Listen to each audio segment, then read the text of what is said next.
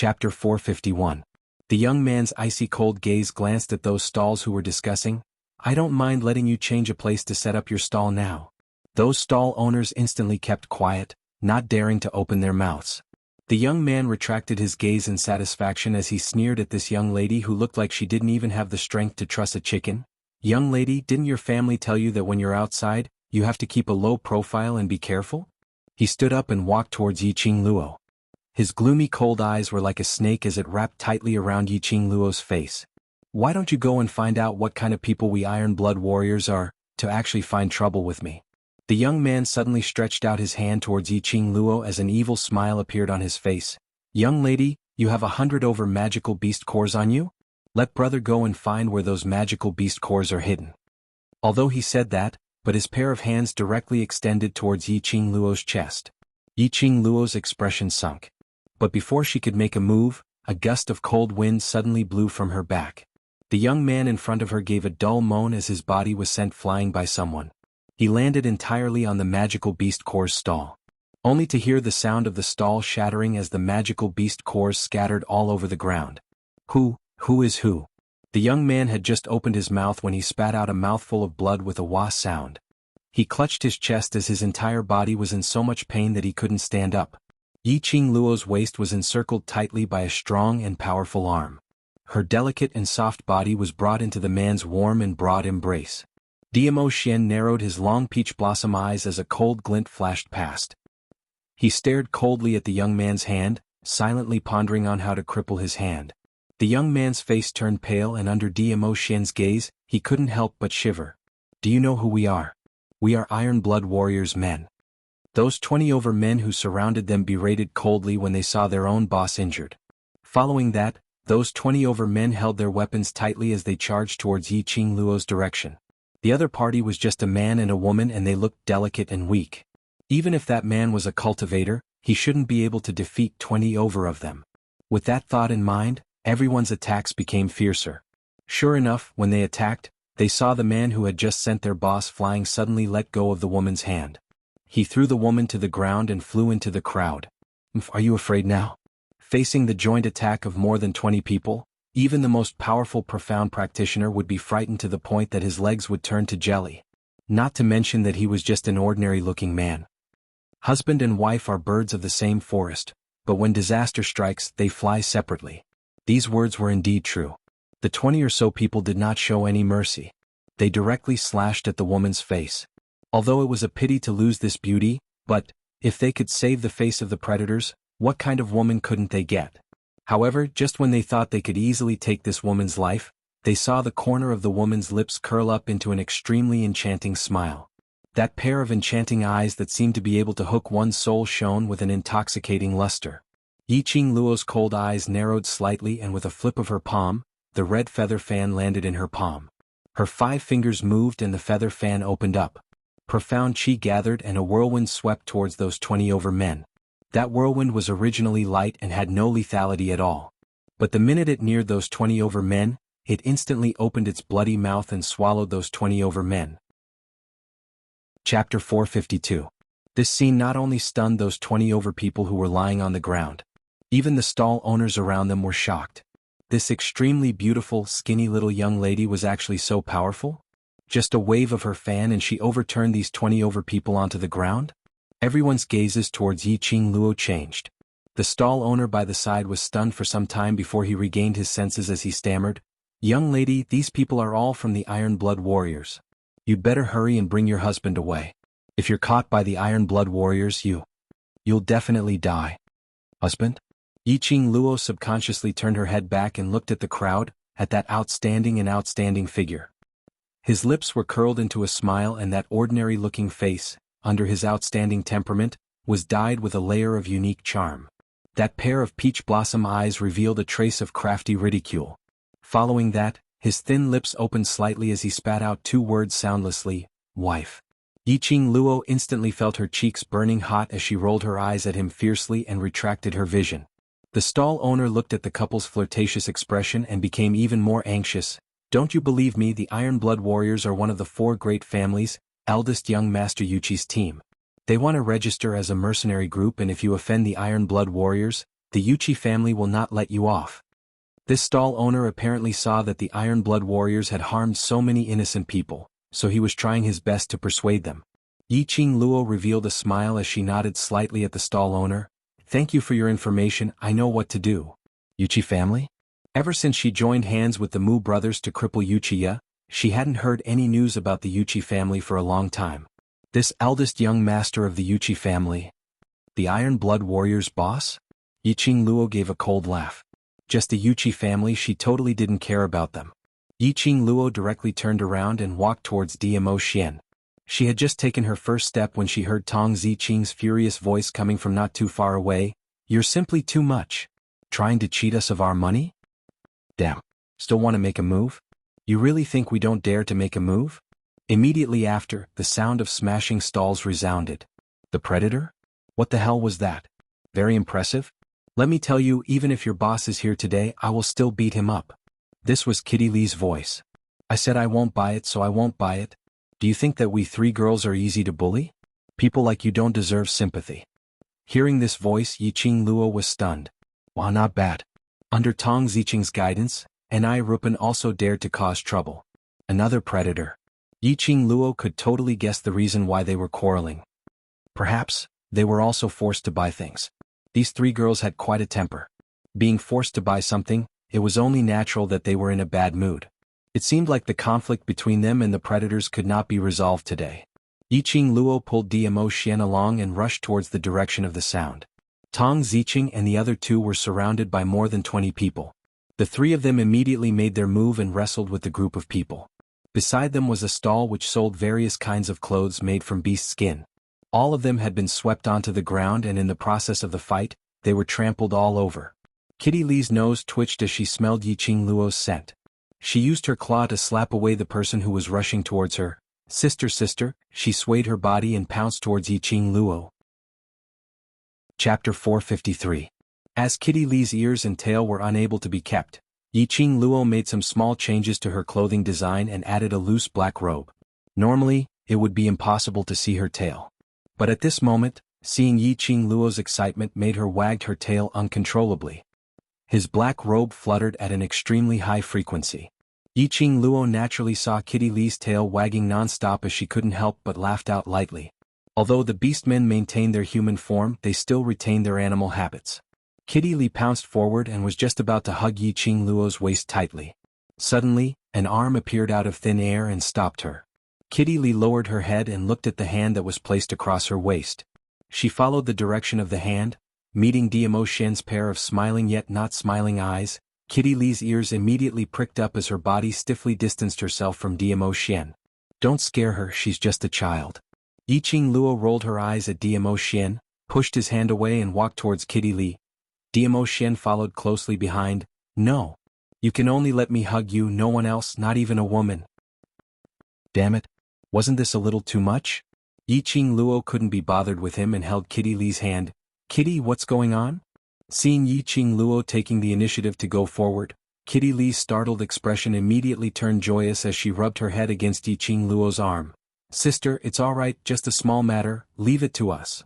After rubbing, Kitty Lee revealed a satisfied smile. Then he charged into the battle again and knocked out a person with a single claw strike. There was a kind of feeling of performing in front of Yiqing Luo. In a short while, the three of them had already dealt with the 20 or so people. Tong Ziqing clapped her hands and snorted coldly. Unscrupulous merchants like you, I can play you to death in minutes. As she spoke, she lifted her foot and stomped on the stall owner's chest. The owner of the animal hide stall was in pain from the beating. When he saw the kick, he was so scared that tears flew out of his eyes. Heroine, please spare my life. Spare my life. I was forced by the eldest young master of the Yuchi family. Before he could finish his words, he heard a muffled groan. A dagger was stabbed into the neck of the stall owner. Fresh blood immediately spurted out. The stall owner breathed his last. Tong Ziqing's face immediately turned pale. She immediately retracted her leg and staggered back a few steps. Ai Rupan supported her with a frightened look on her face. Although Tong Ziqing's power was considered to be above average among the students in Devil class. But after all, that was only limited to the Devil class. Towards the outside world, all the students in the Devil class did not understand it at all. It was one thing for them to play around normally, but when they saw a dead person, these young girls were all frightened. Yiqing Luo narrowed her eyes and looked towards the direction where the dagger flew from. A dazzling ray flashed past and Yiqing Luo's expression congealed. Her footsteps swayed as she grabbed Tong Ziqing and an Irua pan with one hand and flung them to one side. He unfurled the feather fan in his hand, flipped it and shot it out. With a ding sound, the feather fan seemed to have collided with something in the air. A dagger fell to the ground. Yiqing Luo's fingers moved and the feather fan made a turn, returning back into Yiqing Luo's hand. The direction from which the dagger was thrown was a group of people. It could absolutely be said to be vast and mighty. At least, there were more than 100 of them and all of them were wearing the same clothes as these Iron Blood warriors. Chapter 454. Yiqing Luo frowned. There was an extremely disgusting feeling coming from this person. Momentarily, she wasn't able to describe what kind of feeling this was. The surrounding stall owners immediately picked up the stalls in front of them and ran away. Young Master Yuchi is here. Eldest young Master Yuchi is here. This stance seemed as though they had seen an evil spirit from hell. Eldest young Master Yuchi? Yiqing Luo narrowed her eyes as she gazed at the leader. Indeed, his brows and Yuchiya's were similar. Who dares to be so arrogant in the marketplace? Are you looking down on us Iron Blood warriors? A man walked out from behind Yuchi Peng as he looked at the people lying on the ground, as he pointed towards Yiqing Luo's direction and berated her sternly. Whereas that Yuchi Peng's eyes were sinister, shooting out a biting cold glint as he stared at Yiqing Luo without blinking. Yiqing Luo's slender brows creased even tighter. After being stared at by this man, that disgusting feeling became even thicker. You Iron Blood warriors are simply black merchants. Count yourself lucky that I didn't beat you to death. Kitty Lee waved her little fists as her petite face was filled with anger. Tong Ziqing coldly glanced at the hundreds of people, and the corners of her mouth curled up into a cold arc. You even dare to rob and sell to us? Only you black merchants are allowed, and we're not allowed to beat up black merchants? Is there no law in this West continent? In the marketplace we Iron Blood warriors are the law. That man gave a cold harumph as he was arrogant and egotistical. You bunch of stinky lasses who are still wet behind the ears, let us teach you what is called the law. His arm moved and those 100 over people behind him, all pressed towards Yiqing Luo and the others. The surrounding customers who were watching the show or the stall owners, all started to hide at one side to protect themselves. Not long later, these 100 over people formed several circles, surrounding Yiqing Luo and the others. But these few young ladies, none of their expressions changed. They coldly swept a glance at the 100 over people who were crowding around, as their faces surfaced an excited look. Yuchi Peng's sinister eyes faintly flashed past a treacherous glint which made one flustered. At this moment, the girls who were surrounded suddenly moved like a bolt of lightning, darting among the 100 people. These 100 or so people didn't care about these delicate young girls at all. They were just putting on an act to scare them. All of them held their weapons and did not put much thought into it. When the girls began to move, the 100 or so people were shocked. However, by the time he reacted and counterattacked, it was already too late. Each of these 4 girls was fiercer than the last. Especially the one with the red feather fan. His attacks were so ruthless that it made people wish they were dead. Moreover, the attacks of these 4 girls were extremely sinister and wretched. They were clearly united to defeat this group of people in front of them. By the time the predators had assembled a team and were ready to counterattack, the 4 of them had split up at an extremely fast speed. His movements were swift and agile, and he accurately chose the weakest among them, and began to defeat them one by one. They couldn't react in time. After a few repetitions, the 100 over people in front of these 4 young ladies weren't even considered as fart. The man beside Yuchi Peng was anxious as his face turned ashen. What's going on? How could these young ladies possibly defeat these 100 over cultivators who had been handpicked? They clearly looked weak and frail. Even their profound chi seemed so weak. How could they possibly defeat his 100 over brothers? Chapter 455. There were still 10 over people left standing, and the minute they heard that they should stop, they scampered away faster than monkeys. These 4 young ladies were just too damn ferocious. If they continued fighting, they would definitely end up like the others, lying on the ground unable to get up. Yiqing Luo narrowed her eyes as she fixed her gaze on Yuchi Peng through the crowd, as though she was secretly wondering what he was up to. But she saw Yuchi Peng raise his arm. Let's go. That simple word seemed to be wrapped in a layer of frost. That man's face beside Yuchi Peng instantly sunk. How can we leave? These little sluts have hurt so many of our brothers. If we don't get back at them, how are the Iron Blood warriors going to continue living in the future? Yuchi Peng seemed as though he hadn't heard that man's words as he placed his hands behind his back and turned around to leave. The remaining dozen or so people immediately followed behind Yuchi Peng with their tails between their legs. That man was left standing at his original spot as he flew into a rage. Yuchi Peng. This duke agreed to join your Iron Blood warriors in order to do something big in the West Continent. How dare you treat this duke in this way? Do you believe that this duke will make your Iron Blood warriors unable to walk on? After that man finished howling, he placed his hands on his waist as he puffed out his chest, looking extremely complacent. In front, Yuchi Peng, who was leaving, stopped in his tracks. He slowly turned his head back and the expression on his face was still that sinister and strange.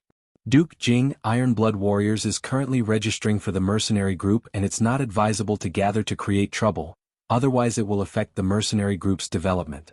That pale thin lips opened and closed. Although it was an explanation, but it didn't sound too much respect, but it wasn't impolite either. When that young man who was addressed as Duke Jing heard that, the rage on his face instantly dissipated. He raised his dimples as he rubbed his nose in satisfaction. That's right, that's right. For our mercenary group, this duke will let these little sluts off and let them live for a few more days. Saying that, he immediately jogged up to Yuchi Peng's footsteps as he followed beside him. Duke Jing is indeed a righteous person. Yuchi Peng's lips twitched as he revealed a gentle smile. Yiqing Luo saw it clearly from afar. That smile didn't reach his eyes. Instead it revealed a sense of strangeness. Duke Jing's face revealed a complacent smile as he placed his hands on his waist and said delightfully, "That's of course." "Duke Jing?" And Ruo Pan muttered softly, "I've heard news about Duke Jing. He is the monarch's nephew and his father is an old general in the West Continent. When Duke Jing was 8 years old, he died in the battlefield and the monarch sympathized with him. In order to repay the old general, he brought him back to the palace and conferred him the title of Duke Jing. Perhaps because of his guilt towards the old general, the monarch dotes on him a lot." The monarch's nephew? Spoiled by the monarch? He really doted on her quite a bit. He looked to be at least 20 years old, but the way he acted was like a child. This monarch was indeed a cunning fox. Bringing the old general's son who had died in the battlefield back to the palace to be conferred the title of prince. The unrestrained doting, not only did it gain a good reputation, it also completely spoiled Duke Jing's temperament. Arrogant and conceited. After getting used to such a life, he would never have thoughts of avenging his father or rebelling. It was indeed a brilliant move. Spoiled child, no wonder this eldest young master Yuchi has him in his hands. When Tong Ziqing heard that, she scoffed coldly. Towards this kind of useless trash duke who bullied others, she had no interest at all. Didn't you hear the main point? Yiqing Luo's brows rose slightly as she glanced sideways at Yuchi Peng's direction. They are going to register their mercenary group. Chapter 456. Group leader is Yuchi family's eldest young master and the sugar daddy is the monarch's most beloved nephew. This backing. We can't be compared. Yiqing Luo laughed lightly. How can we not be compared? And Ruo Pan held onto Yiqing Luo's arm as her gentle brows were tainted with a tinge of mischievousness. Our backing is the overlord, who can be compared to our backing? Alright, and Ruo Pan, this lass actually learned bad things from them, knowing how to tease her. Since the Iron Blood warriors had already stopped, Yiqing Luo and the rest naturally wouldn't chase after them. Yuchi Peng was right about one thing. They were about to register their mercenary group now and there couldn't be any accidents. If they really clashed with Yuchi Peng and the rest, it might possibly affect them and they might not be able to register their mercenary group successfully. The few of them naturally didn't have the mood to shop, so they returned to the tea house and each of them ordered a cup of tea, waiting for their brothers to return. The 4 of them in the marketplace earlier had already been spread around the entire marketplace from the stall owner's mouth. When the tea house boss brought over a pot of tea, he stared at the few of them. You few young ladies, newborn calves aren't afraid of tigers. You don't know the ferociousness of the bunch of Iron Blood warriors. The tea house boss saw these few young ladies looking fresh and pretty as he couldn't help but worriedly said a few more sentences. Today they are rushing to register their mercenary group, so they will let you off. But after they finish registering. The tea house boss paused as he lowered his voice. They will absolutely not let you off, you have to be careful. Thanks for the reminder. Yiqing Luo could tell that the tea house boss was worried about her as her lips curled upwards. The tea house boss took a few glances at them as he shook his head and sighed as he went to busy himself with the other tables. Something happened? Long Yunjian, who had been silently drinking his tea, suddenly opened his mouth. That pair of azure blue eyes stared straight at Yiqing Luo's face. Small matter. Yiqing Luo waved her hand disapprovingly. Small matter? Long Yunjian's brows creased as he placed the teacup heavily on the table. Surrounded by 20 over people and all of them have weapons in their hands, is this considered a small matter? Haven't you been drinking tea here? How did you know that I was surrounded by 20 over people? I heard about it. Long Yunjian's eyes wandered as he unnaturally shifted his vision away, falling onto the man who was drinking tea elegantly by Yiqing Luo's side. I also heard that when you were surrounded by 20 over people, the overlord pushed you into those people and stood among the crowd as though it was none of his business. When he said the last few words, he was obviously a little angry, gnashing his teeth as he spat out each word. Yiqing Luo was stunned for a moment before she reacted. You've misunderstood, Xian He. Before she could finish speaking, she felt her waist tighten. The man beside her had already pulled her into his arms.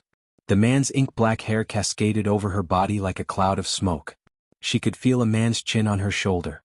Speaking of which, as the class monitor, didn't you also choose to stand by and watch when Lil Luo Air was surrounded? The man's deep voice was like a ghost as it sounded beside her ear. Long Yunjian's face darkened, and the hand holding the teacup tightened. This is different. It's indeed different. Diamo Xian nodded his head in agreement as his peripheral vision casually casted a glance at Long Yunjian. I'm Lil Luo Air's future husband. You, indeed, cannot be compared to me. Long Yunjian's heart was filled with restless anger as it surged up once again. He had always been calm and could deal with anything calmly. Chapter 457. Long Yunjian could tell that Diamo Xian was intentionally saying that he was watching with folded arms. The motive was to warn himself that he was Yiqing Luo's future husband. But, why would Diamo Xian give him such a warning? Long Yunjian frowned, unable to understand. You. What nonsense are you talking about? Yiqing Luo raised her fist and pounded on Diamo Xian's chest. Even she could feel that Diamo Xian was intentionally targeting Long Yunjian. Am I talking nonsense? Diamo Xian's 5 fingers clasped her lower jaw, his long and narrow peach blossom eyes were filled with spring water. In future we will get married and I will become your husband, don't tell me. Shouldn't I be the future husband? Yiqing Luo's face was flushed red uncontrollably. Her hands clutched Diamo Xian's lapel. In order to conceal the heat on her face, she bit her pink lips and whispered, who can tell what will happen in the future? Also, why are you saying this in front of the class leader and the others? You might be shameless, but I'm not. These are all your brothers. I want them to bear witness. Diamo Xian's eyes overflowed with smiles as he caught hold of Yiqing Luo's little hand which was randomly pounding on him, as he brought it to his lips and kissed it. I saw a scene of dogs being abused as soon as I got here. My eyes are going blind. If I knew this would happen, I would have gone one more round. Madame Qing Luo and the Arch are always abusing the dogs whenever they don't get along. Not far away, the exaggerated howls of the youths could be heard. Diamo Xian had changed his looks and Yiqing Luo had specially instructed them not to call him overlord outside. These youths directly called him the Arch. They had arranged to meet Yiqing Luo at the tea house in 1 hour and when they arrived, they saw the overlord holding onto Madame Qing Luo's hand. That kiss was so beautiful that it made people want to draw this scene. Yiqing Luo hurriedly withdrew her hand as she stared at Diamo Xian in annoyance and struggled to get up from his arms, pretending as though nothing had happened as she rushed towards those youngsters. What have you all bought? Let me take a look. Dozens of youths waved the spoils of war in their hands, their faces full of smiles. The students of the devil class gathered at the tea house one by one. The huge tea house was soon filled to the brim. There were also many people standing outside the tea house, holding their teacups. They were talking about the things they had bought. Yiqing Luo bought some paper and brush from the art stall opposite the tea house and pasted their names on the items which these youngsters had bought and placed them into the profound phoenix ring in batches. While listening to their conversation, it seemed that apart from her, Tong Ziqing and the other two, no one else had encountered the black merchants of the predators. Yiqing Luo tidied up the youngsters' purchases and the group prepared to head towards the mercenary association. Yiqing Luo settled the bill with the tea house boss and walked behind. She had just walked out of the tea house when she saw the opposite art stall owner holding onto 2 scrolls as he walked towards Yiqing Luo. Young lady, you're the first child who dared to lay a hand on the Iron Blood warriors. Those of us who set up stalls in the marketplace have been bullied by them, so your actions today have helped us to vent our anger. He passed the scroll to Yiqing Luo with both hands. This is a little token of my appreciation. I hope your team will become stronger and stronger. Yiqing Luo opened one of the paintings, and after she saw what was drawn on it, her cheeks flushed red instantly as she furiously closed the scroll and stuffed it into Diamo Xian's arms. Following that, her little figure scuttled towards the group in front. The art stall owner couldn't help but burst out laughing as he gazed at the direction where Yiqing Luo disappeared. It's great to be young. Chapter 458. On the scroll, there was a man wearing half a mask, with a devastatingly beautiful woman in his arms. Although he was wearing a mask, but the pair of eyes that were revealed were like peach blossoms, making one intoxicated. Especially the contours of his chin, coupled with that pale thin lips, it was extremely alluring. No matter how one looked at it, it was filled with infinite peerless elegance. The man held the lady's slender jade hand as he placed it by his lips and kissed it. The lady's face was bashful as her pair of charming eyes rippled like spring water. The man's brows rose slightly as his eyes were filled with affection, as his entire face appeared extremely gentle. That gaze seemed to place the lady in his heart, doting and loving as though she was a treasure. On the side of the scroll there were a few flamboyant words, holding your hand, growing old together. Diamo Xian slowly closed the scroll, as his mind was filled with Yiqing Luo's bashful face, as though she was escaping as his thin lips opened and closed, spilling out a few soft laughs. Thank you, I will treasure it well. Diamo Xian raised his hand as he cupped his fist towards the stall owner, expressing his gratitude sincerely. The art stall owner took a panoramic view of Diamo Xian's expression and his face was filled with a satisfied smile. My greatest hobby is to preserve the world's most beautiful scenes forever, as long as you like it.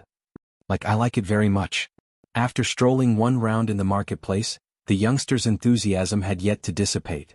In less than an hour, the group of them had already arrived at the Mercenary Association. Although it was just a branch of the Mercenary Association, but looking around within 100 miles radius, it was the Mercenary Association's territory. Majestic atmosphere, the glazed tiles under the sunlight, sparkling with luster. The 30 feet tall door, open to both sides, was enough to accommodate 20 over people to enter at the same time. 2 guards wielding long spears, dressed in sturdy armor, stood upright, and one look and one knew that they were cultivators of mystic profound grade and above. On both sides of the guards, there were 2 statues of white tigers.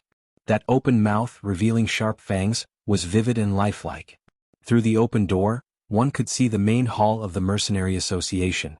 In front of the long queue, there was a row of 3 missions displayed on the wall, indicating various grades of missions. Mercenary group leaders lined up to receive missions. This was the first time the youths had seen such a splendid place. Each and every one of them raised their heads in amazement and stared at the mercenary union with widened eyes. This is too big. It was too dazzling. In the future, would they become one of them? They were so excited that their hearts were about to jump out of their mouths. Yiqing Luo looked at the youngsters' envious gazes as her lips curled into a warm smile. No matter, not too long later, you will own a place which is even more glorious than this place. The youngsters' gazes were resolute as they looked at Yiqing Luo. The hot blood in their bodies was already burning. We believe you. Yiqing Luo smiled as she strode towards the Mercenary Association's main entrance. Stop. With a stern shout, the 2 guards stretched out their long spears, blocking Yiqing Luo and the others' path. Yiqing Luo narrowed her eyes. Long Yunzhan frowned and looked at the 2 of them coldly. If you want to enter the mercenary union, each person has to pay 10 gold coins. The guard said expressionlessly. 10 gold coins? 10 per person? *CK. Was it really a good idea to rob the mercenary guild so openly? 10 per person and there were 60 over of them, that would be 600 over gold coins. No. Not right. This is robbery. Do you really think we don't know the Mercenary Association's regulations?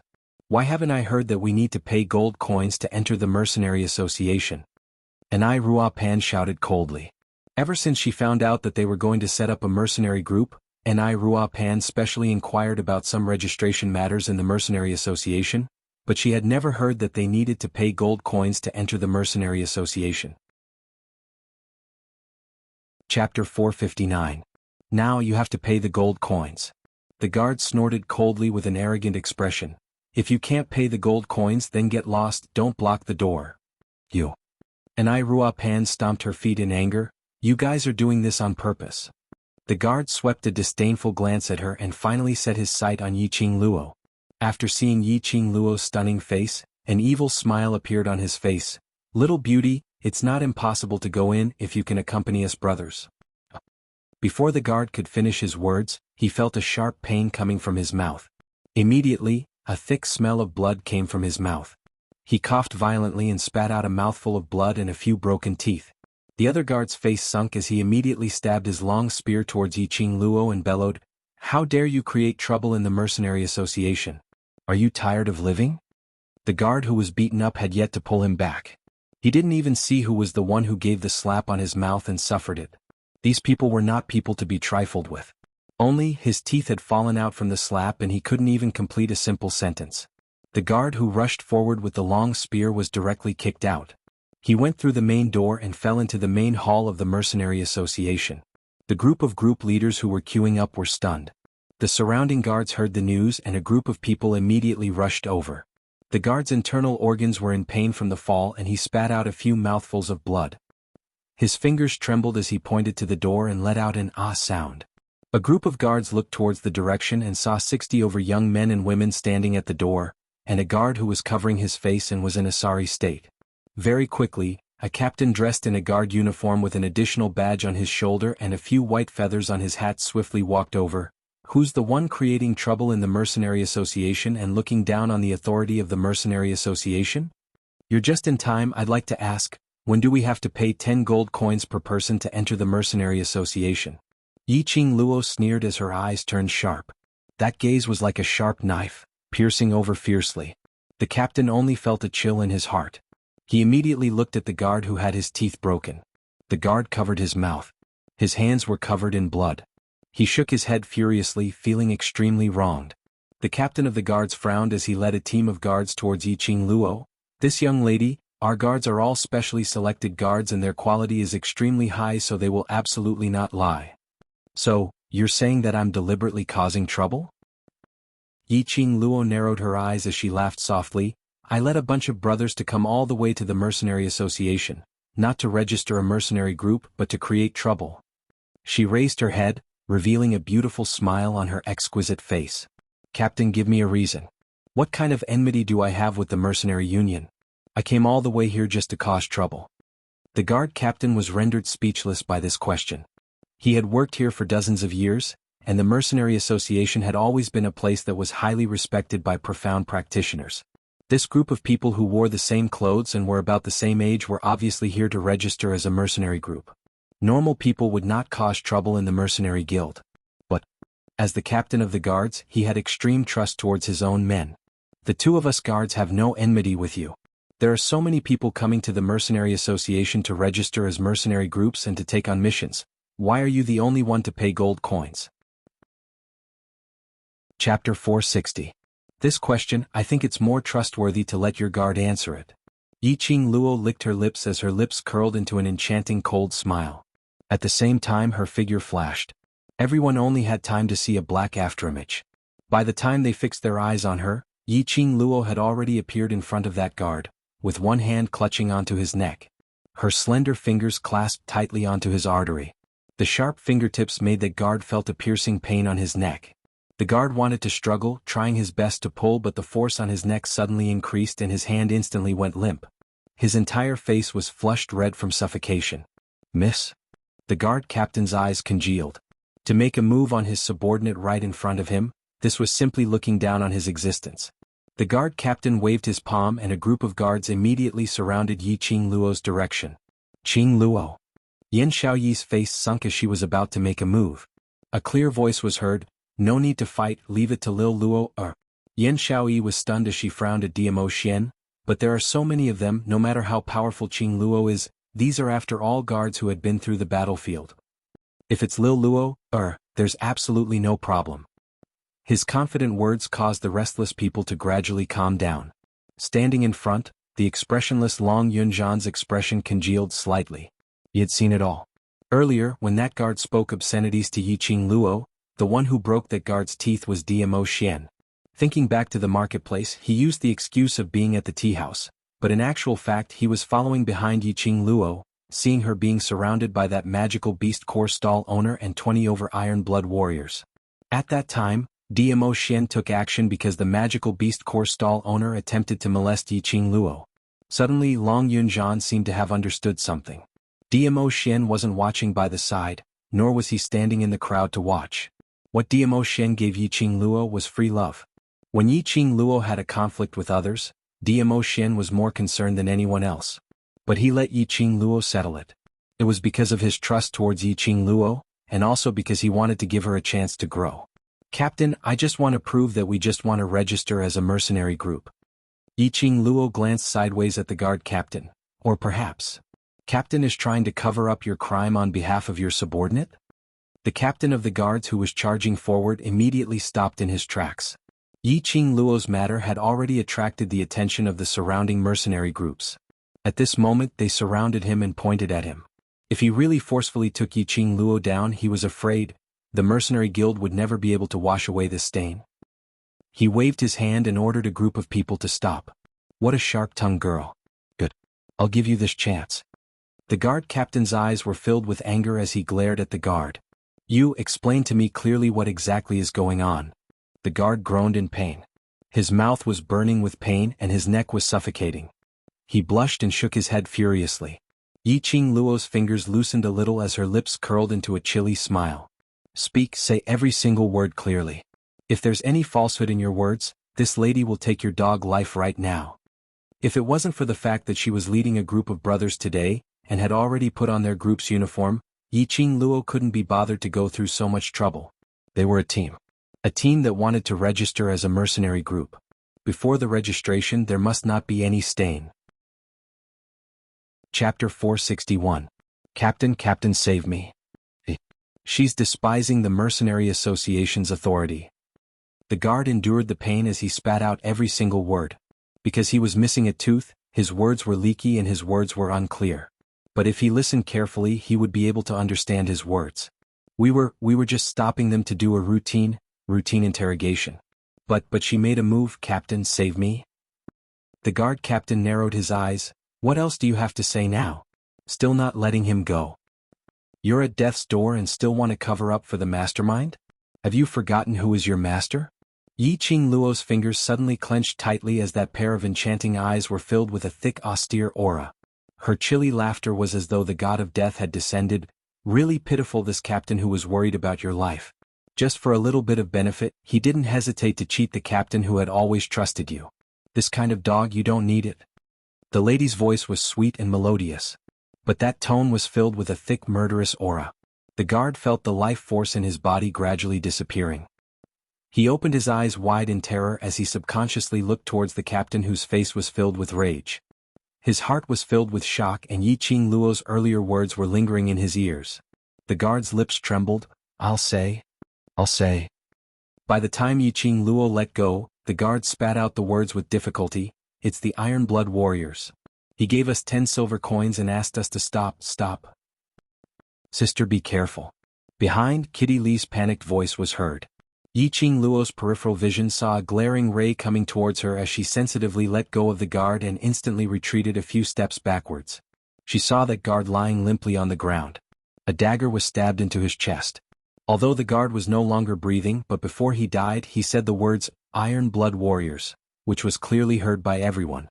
The guard captain ran up and carried the guard up with one hand. On seeing the dagger on the guard's chest, his expression sunk and turned extremely ugly. Iron Blood Warriors. They were actually from the Iron Blood Warriors. When did these young lads and Iron Blood Warriors get into conflict? Dagger.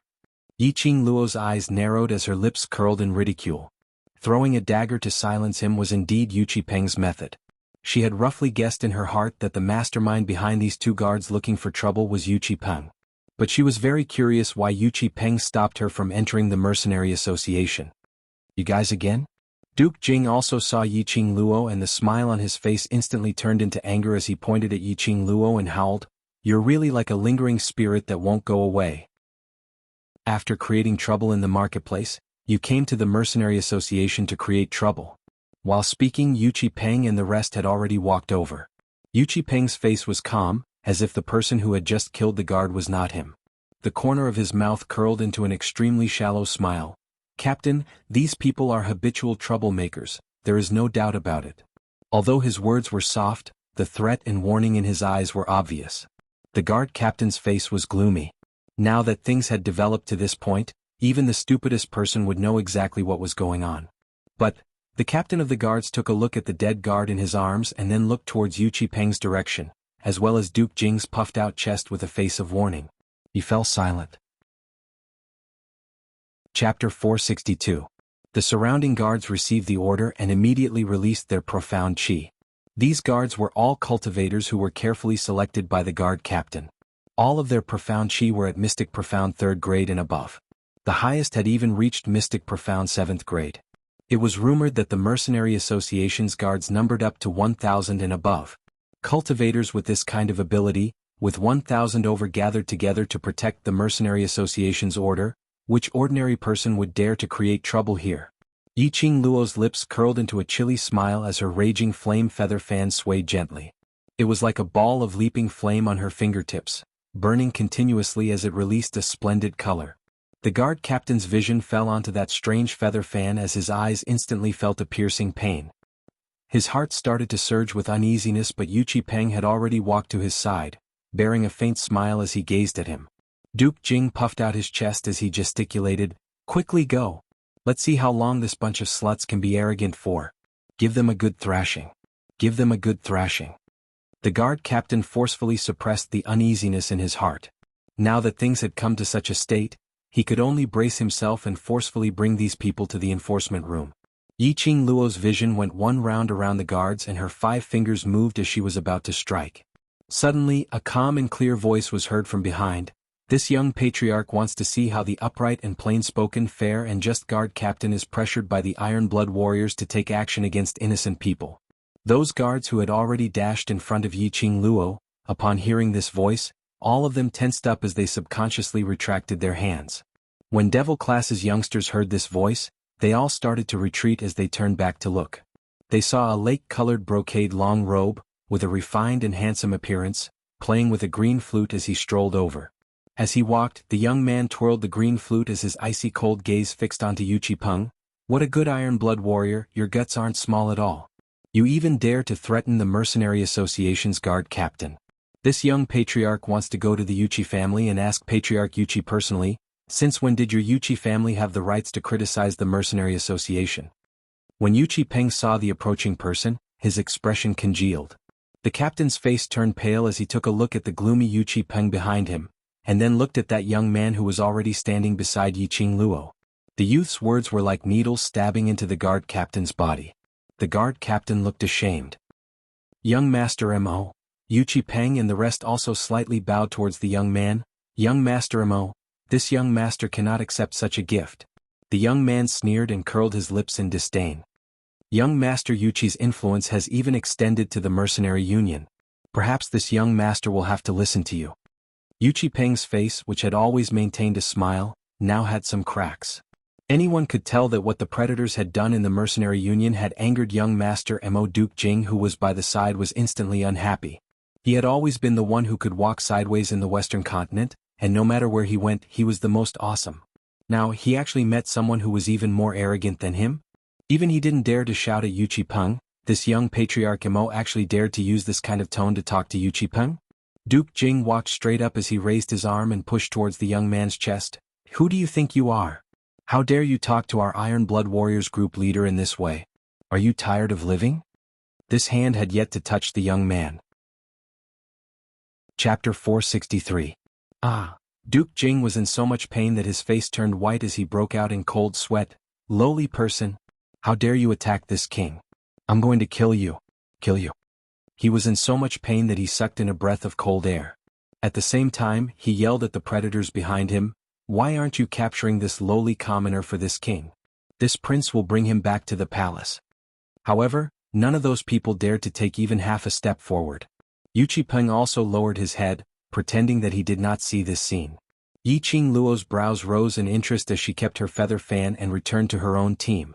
"Who is this young man? He's not even afraid of offending His Highness, but Yu Qipeng is as cowardly as a dog." Yen Shaoyi stared at the youth, her eyes filled with curiosity. Enai Ruopan bit her lips as she pondered for a moment. I've investigated before. The Mercenary Association's president is surnamed Mo and Yu Peng calls him Young Master Mo. Then this person should be the president's son, the Mercenary Association's Young Master Mo Hans Hang. The Young Master of the Mercenary Guild? No wonder Yu Peng was terrified. Yan Xiaoyi blinked her eyes and her lips curled into a teasing smile. No matter how powerful eldest Young Master Yuchi is, if he wants to establish a mercenary group and mingle in the mercenary union, in front of Young Master Mo, he has to behave himself and be honest. Yi Qing Luo laughed lightly.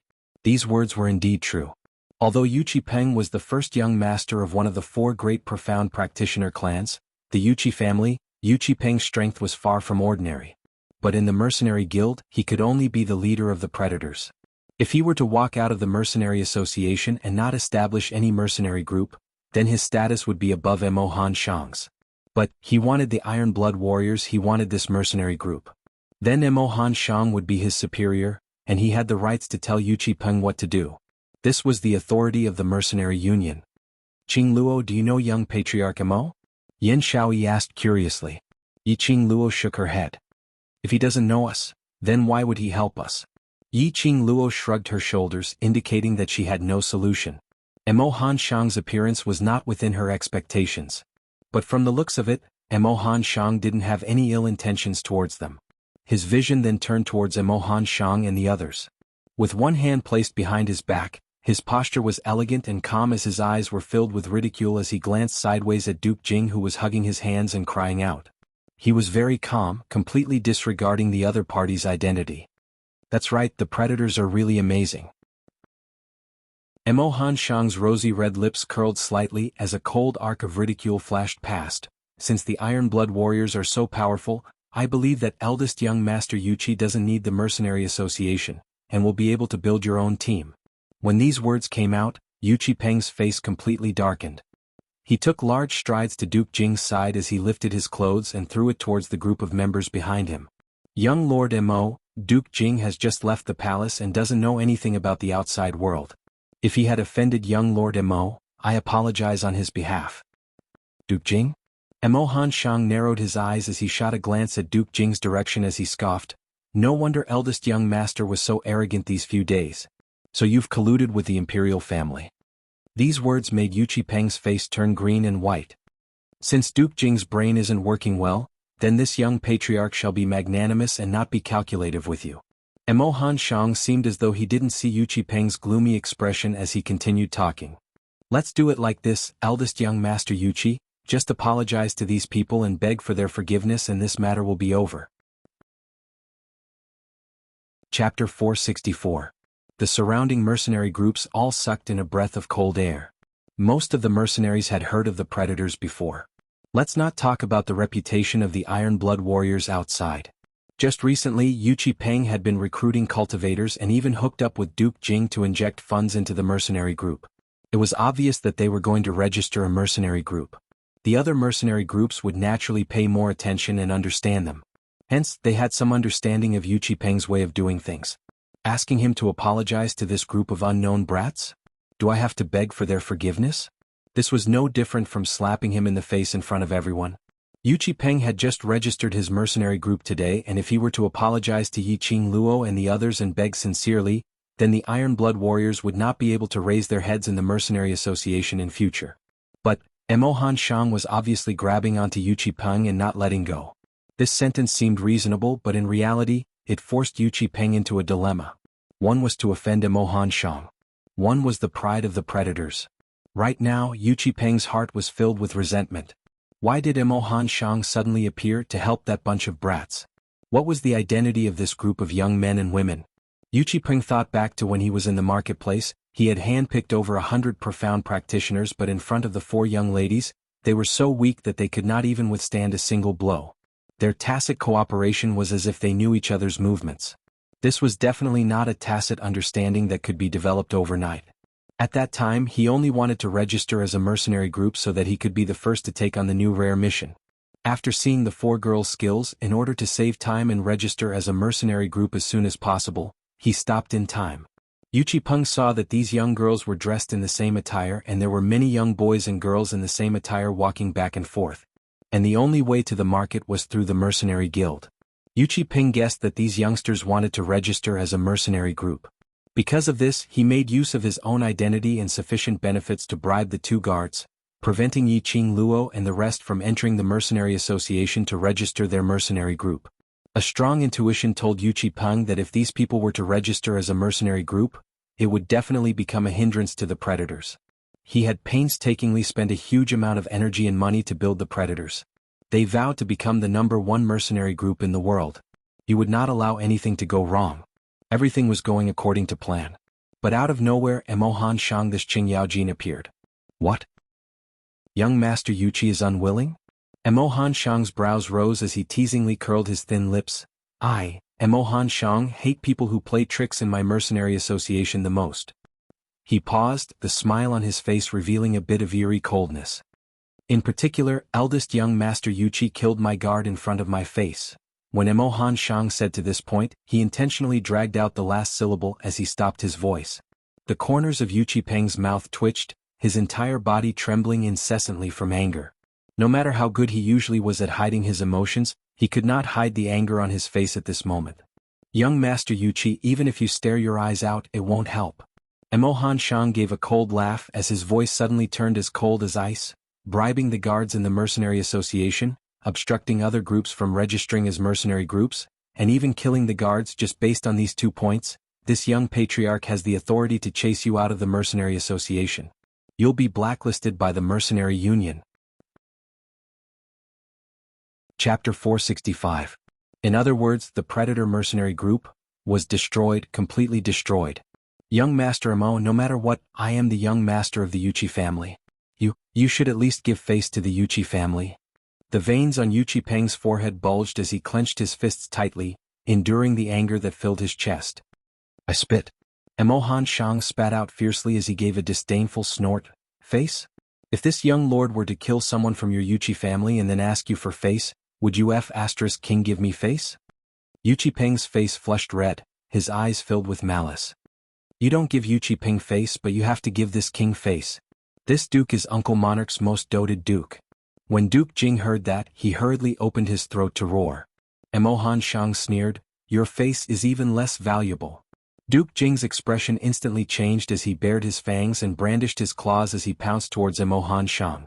Yuchi Peng forcefully held him back as he ordered the Iron Blood Warriors members to grab hold of Duke Jing.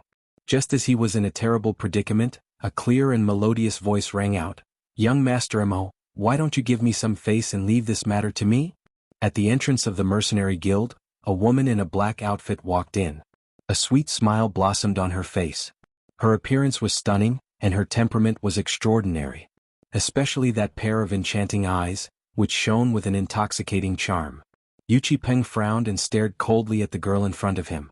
With a single glance, he recognized that she was the most ruthless woman in the marketplace. Yiqing Luo calmly met Captain Chi Peng's gaze, step by step, walking gracefully and slowly, unperturbed. The instant Emohan Shang saw Yiqing Luo, the cold arrogance on his face, turned into a handsome and clean smile. Since young miss has opened your mouth, this young patriarch naturally has to give it to you, so I'll leave it to you to handle. If eldest young Master Yuchi isn't willing to accept your handling, then let this young patriarch handle it personally. He emphasized the last 4 words. Clearly he was warning Yuchi Peng. Or follow Yiqing Luo's instructions. Otherwise he would follow his method and enter the blacklist. The surrounding mercenary groups stared at Yiqing Luo in astonishment, as they were totally certain that Emohan Shang's appearance this time round was to stand up for Yiqing Luo. Everyone was silently guessing, what was this Yiqing Luo's identity? From her looks, could it be that young Master Emo was young Master Emohan Shang? When this thought flashed past their minds, many mercenary groups started. From how Emo was protecting this young lady, there was this possibility. Yiqing Luo didn't bother about what the others thought. Yiqing Luo couldn't be bothered to guess why Emohan Shang helped her. Yi Dragon Master Yang Shang Li, she said. Yi God, he did, said. Yi, he said. You, I said, he. With that said, she shook her head with a look of pity. Young Master Yuchi, you just need to apologize to my party and hand over the first mission you've accepted. That will do. Yi, Chini, Chiyu, Ling.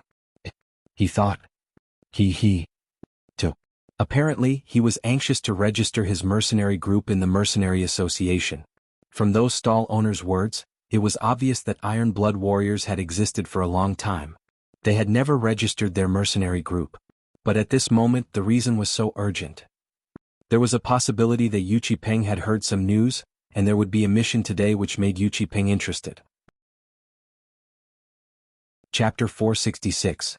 As expected, after she mentioned Yu Qipeng handing over the mission, Yu Qipeng's expression turned steely green. That pair of venomous eyes stared fiercely at Yiqing Luo. Yiqing Luo's long eyelashes fluttered as she innocently tilted her head. "Eldest young Master Yuqi, why are you staring at me for? I'm giving you a way out of this embarrassing situation. If you're not willing, then just treat it as though I didn't say anything." That spirited eyes twinkled as they were clear and moist. That look, no matter how one looked at it, it seemed as though she was doing the Iron Blood Warriors good, especially making a compromise. When the surrounding mercenary groups saw the young lady's aggrieved look, their sympathy immediately overflowed as they all stood up for Yiqing Luo. "This young lady has already taken a step back. Eldest young Master Yuqi, you should also take a step back. It's just a mission, giving it to this young lady to protect your own mercenary group isn't a huge loss." The Iron Blood Warriors killed people in the Mercenary Association and instigated the guards to stop these young ladies from entering the Mercenary Association. This has already violated the Mercenary Association's regulations and can totally be blacklisted. Iron Blood Warriors are taking advantage of us? It wasn't easy for this young lady to establish a mercenary group. As the eldest young master of the Yuqi family, why must he be calculative with a young lass? These mercenary groups were mostly boorish and boorish people. On one side was a mercenary group with a strong backing and the royal family's investment. On the other side, there was a small group of yellow profound realm Shen practitioners who had come out of nowhere. Naturally, everyone's scales were tilted towards the weaker side. Especially when Yiqing Luo's looks were peerless and she put on an innocent look. How would these mercenary groups remember the scene of Yiqing Luo interrogating the guards earlier? The crowd's discussions made Yu Qipeng's face turn steely green and gradually turned pale. Yu Qipeng was very clear on how important reputation was to a mercenary group. If he were to give up on the Iron Blood Warriors and never step into the Mercenary Association ever again, he absolutely could not do it. The Iron Blood Warriors had spent so much effort and only he himself knew the hardships involved. How could he bear to? But this mission. Rare grade mission.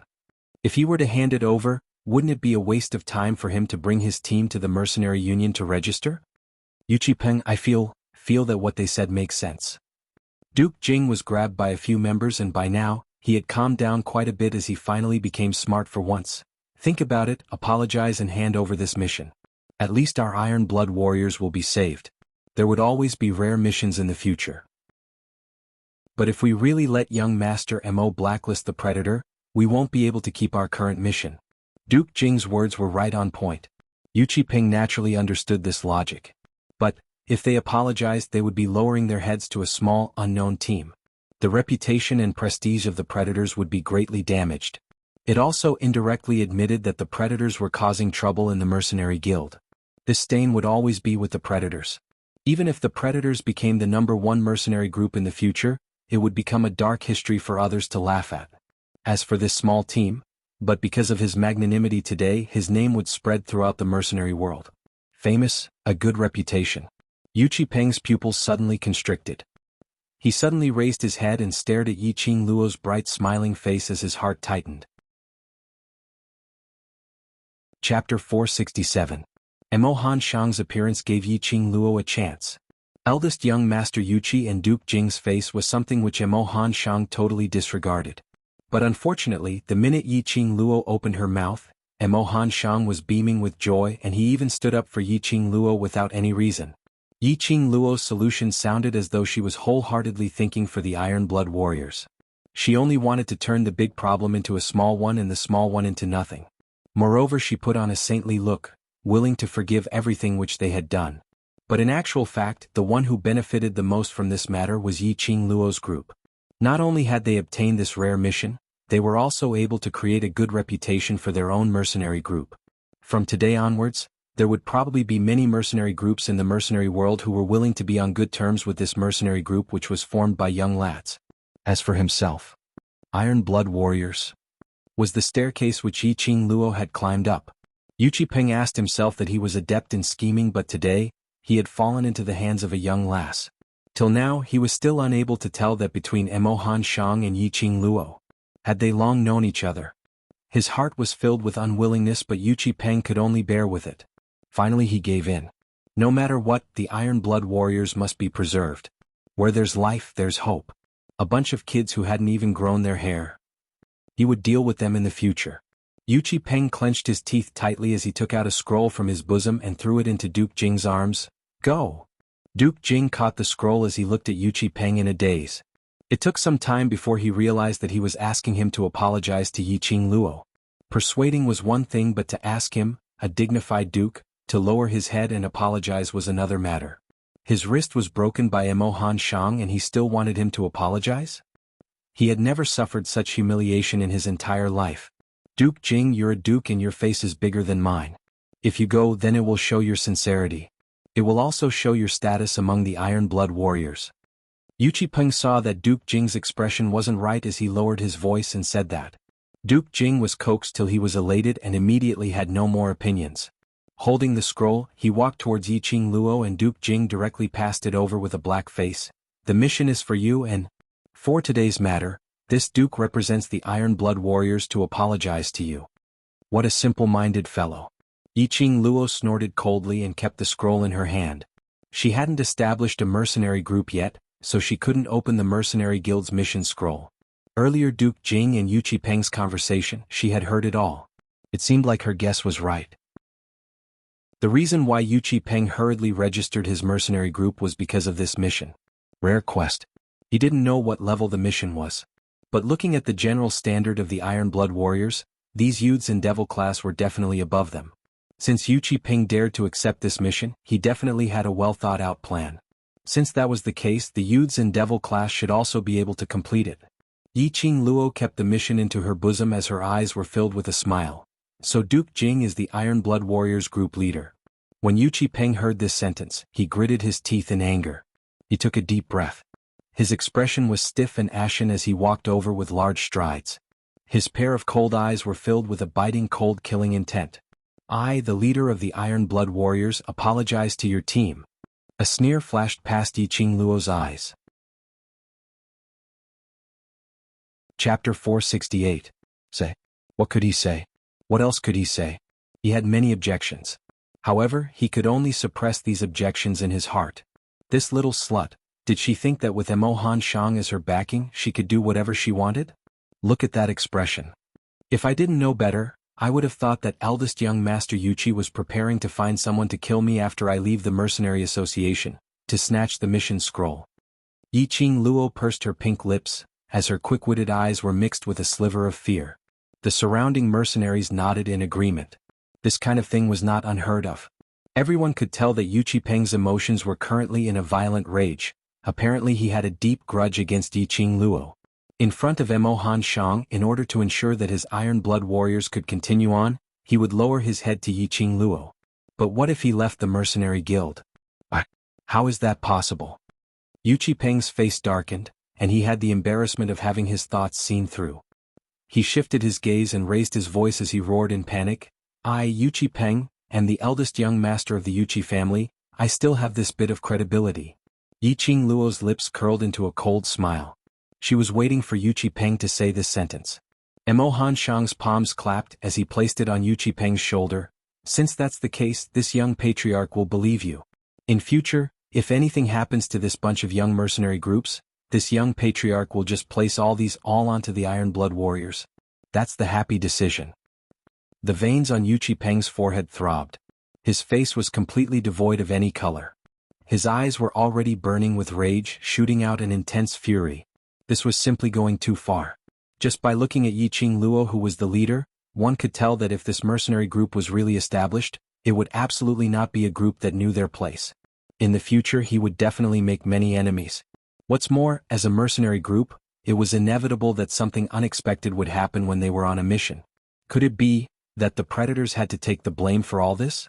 This was simply forcing them, the Iron Blood warriors, to protect Yiqing Luo and the others' safety. Too treacherous. Too sinister. Emo Han Shang seemed as though he couldn't see Yu Qipeng's rage burning as he directly turned his head towards Yiqing Luo, and his voice was clear and bright. "Young lady, aren't you going to register your mercenary group? Go and line up with your brothers." Yiqing Luo cupped her hands in greeting as her lips curled into a grateful smile.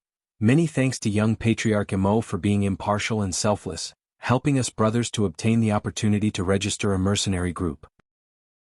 The Mercenary Guild exists to provide the best and most convenient service to all mercenary groups." Emo Han Shang waved his hand. "One person's strength, no matter what, cannot be compared to the strength of an entire team.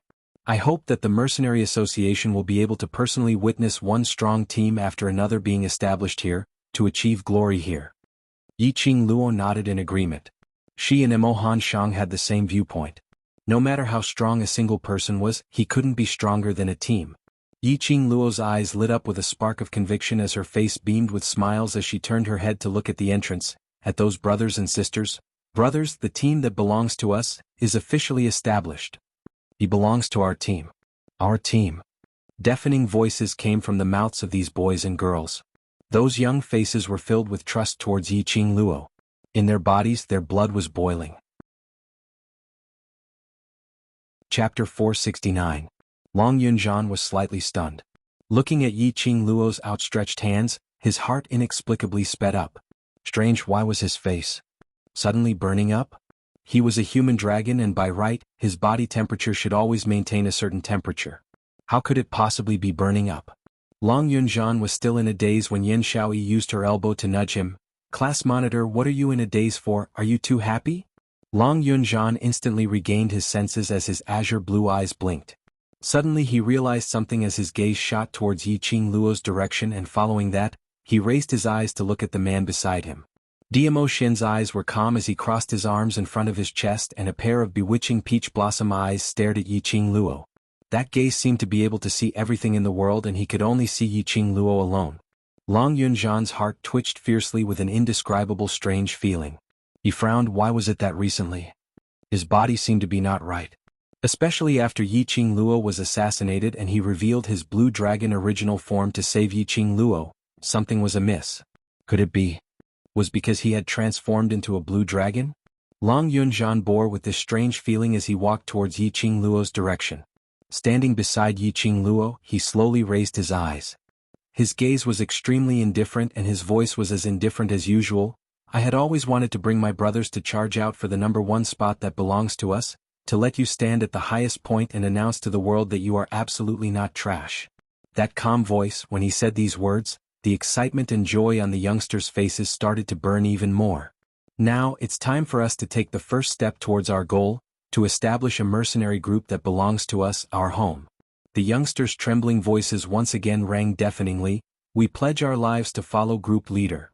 The youngsters' four gazes met, and in each other's eyes, they saw the firm belief. They believed that one day in the future, they would be able to get rid of the title of trash and be revered by the world. This scene also influenced the surrounding mercenaries. What was the motive for everyone to establish a mercenary group in the first place? What was their original intention? After going through the wear and tear of time, experiencing the test of reality, in the end, the so-called mercenary group had already become a job to support their families. These youngsters were all emitting the ray of hope. He could see hope in them. Perhaps, after these youths formed their own mercenary group, they would be able to help them find the original intentions they had when they first formed their own mercenary group. Yiqing Luo's charming eyes were filled with smiles as she tugged Long Yunzhan's sleeve. The two of them walked together into the main hall and lined up behind those registered mercenary groups. Perhaps because of this interlude, the atmosphere in the mercenary guild fell into a strange sense of urgency.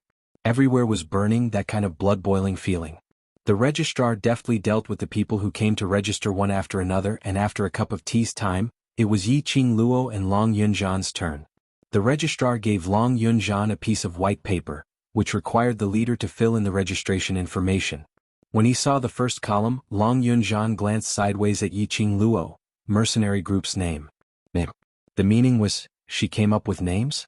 Yiqing Luo wanted to ask him to think about the name himself, but thinking of Long Yunzhan's character, he would probably find it troublesome and directly write a devil class. Then she would be tipsy. "You. What name do you want?" She could not bring herself to ask the last few words. Chapter 470. Because when Yi Qing Luo raised her eyes, she saw those 60 over youngsters outside the main hall, staring at her fervently. Their eyes were filled with hope. They had passed their faith to Yi Qing Luo. Suddenly there was a heavy feeling on his shoulders. However, this kind of heaviness made her feel satisfied. Yi Qing Luo's gaze finally fell onto DMO Xian. Their 4 eyes met and she saw the gentleness and encouragement in DMO Xian's eyes. This mercenary group's name would be decided by her. Yi Qing Luo's pink lips trembled as her slightly trembling voice slowly rang, "The world, we will carve out a world that belongs to us." Her smile grew bigger by the corner of her lips, enchanting like a blooming rose. "I promise you a world." Her slender wrist lifted up as Yi Qing Luo stretched out her index finger and in mid-air, one stroke at a time, she wrote down the 2 words, "The world." The World Group, the World Mercenary Group. This was their mercenary group's name. What they promised was the entire world. The youngsters' eyes sparkled as they clenched their fists and raised their arms up high, shouting excitedly, "The World Mercenary Group! The World Mercenary Group! Our world!" The deafening roar was filled with passion that infected one's heart. The surrounding mercenaries couldn't help but followed along and shouted out this name. The corners of Long Yunzhan's mouth curled into a smile on his usually cold and indifferent face. He raised his pen and wrote "The World Mercenary Group" in the name column. The world. The world that Yi Qing Luo promised. The world that belonged to them. After the mercenary group application form was filled, the registrar's information was stored in the Mercenary Association's memory stone. The memory stone flickered for a few times and a palm-sized badge surfaced. The registrar used a secret technique to draw on the badge twice before passing it over to Long Yunzhan. This badge represented the World Mercenary Group's symbol. The badge was worn by the group leader. This badge could be used to set up the vice group leader, law enforcement group leader, finance group leader, etc. Once it was set up, the badge would produce a badge which represented the setup position. The newly established mercenary group was an ordinary mercenary group and the maximum number of people could only accommodate 100 people. Because of that, this group leader badge could at most produce 100 member badges which included various positions. If a mercenary group wanted to be promoted to a bronze mercenary group, they would have to accept a mission, obtain mercenary group honor points, and then apply to the registrar for an upgrade. It was said that there were too many restrictions and regulations in a mercenary group. However, becoming a mercenary group was much more convenient than forming your own team and traveling around. The reason why Yi Qing Luo chose to form a mercenary group from Devil classes students was because of convenience. With the badge, as long as they didn't leave Three Springs City, they could communicate with the mercenary group at any time. It was also commonly known as 1,000-mile sound transmission. However, conversing required strong mental power and profound energy. Moreover, when a mercenary group accepted a mission, they could obtain detailed information about the mission. For example, the mission location, difficulty, and the general situation of the mission would be clearly marked. This way, Long Yunzhan only needed to consider the strength of the team and choose whether to accept the mission or not. At the very least, it was better than leading a group of people blindly out for experiential training. If the place they went for experiential training exceeded their expectations, their lives would be in danger. Moreover, after the mercenary group completed the mission, they would receive a generous reward from the person who issued the mission. These rewards weren't just money. There would also be many rare treasures, medicinal herbs, and pills. In short, there would definitely be rewards corresponding to the difficulty of the mission. Chapter 471. The World Group? Not bad, a good name. Mo Han Shang clapped his hands and praised, "This world, this young patriarch is also interested. Do you want to count this young patriarch in?" Everyone was stunned by his words. The dignified young master of the mercenary guild wanted to join an unknown mercenary group made up of a bunch of brats? Could it be that he was completely infected by the passion of these youths? If Mo Han Shang really joined this world mercenary group, then this mercenary group would be incredible. He could do whatever he wanted in the mercenary guild. At this moment, Yuchi Peng and the others who were standing by the side had ashen faces, as though they were about to explode. Mo Han Shang's intervention had already caused the Iron Blood warriors to completely lose their face. Even now, their faces were still burning with pain. Mo Han Shang actually wanted to join the mercenary group established by those youngsters? What kind of King luck did these little bitches have? If it was any other mercenary group, once they heard that the young master of the mercenary guild wanted to join their group, they would be overjoyed and welcome the young master to join. However, the young mercenaries who had won the first prize did not have the slightest bit of excitement on their faces. Yiqing Luo's eyes narrowed slightly as her slender brows creased, as she scrutinized Emohan Shang. From the moment this person appeared, he stood on their side and stood up for her without any reason. Yiqing Luo didn't believe that it was because Emohan Shang couldn't stand seeing people doing tricks in the mercenary association, or any other simple reason like that. No one will be good to you for no reason. This so-called good was a mixture of motives and benefits. Especially strangers. Yiqing Luo raised her eyes slightly. Give me a reason. The surrounding mercenaries were about to vomit blood. Damn it. Young Master Mo joining their mercenary group was like gold falling from the sky and smashing in front of them. What reason was there to ask? Directly put the badge on young Master Mo. Their inner roars didn't affect Yiqing Luo at all. As the group leader Long Yunzhan, with a pair of azure blue eyes, stared at Emohan Shang indifferently, as though he was waiting for his reply. I was there too. I saw everything. Emohan Shang's handsome brows twitched, the smile on his handsome face was very clean. Your way of doing things suits my taste. You saw everything? Did he see them fighting the predators? Alright, there's no problem in letting you join the world group. Yiqing Luo tilted her head and raised a finger, but because of your young patriarch Mo's identity, you must promise us a condition. What condition? After joining the world group, you will be an ordinary member of the world group. Emohan Shang joining the world group was beneficial to the world group. Moreover, he was wholeheartedly trying to help her and had automatically raised the request to join the world group, so by right, Yiqing Luo should agree to it. However, the ugly words had to be said first.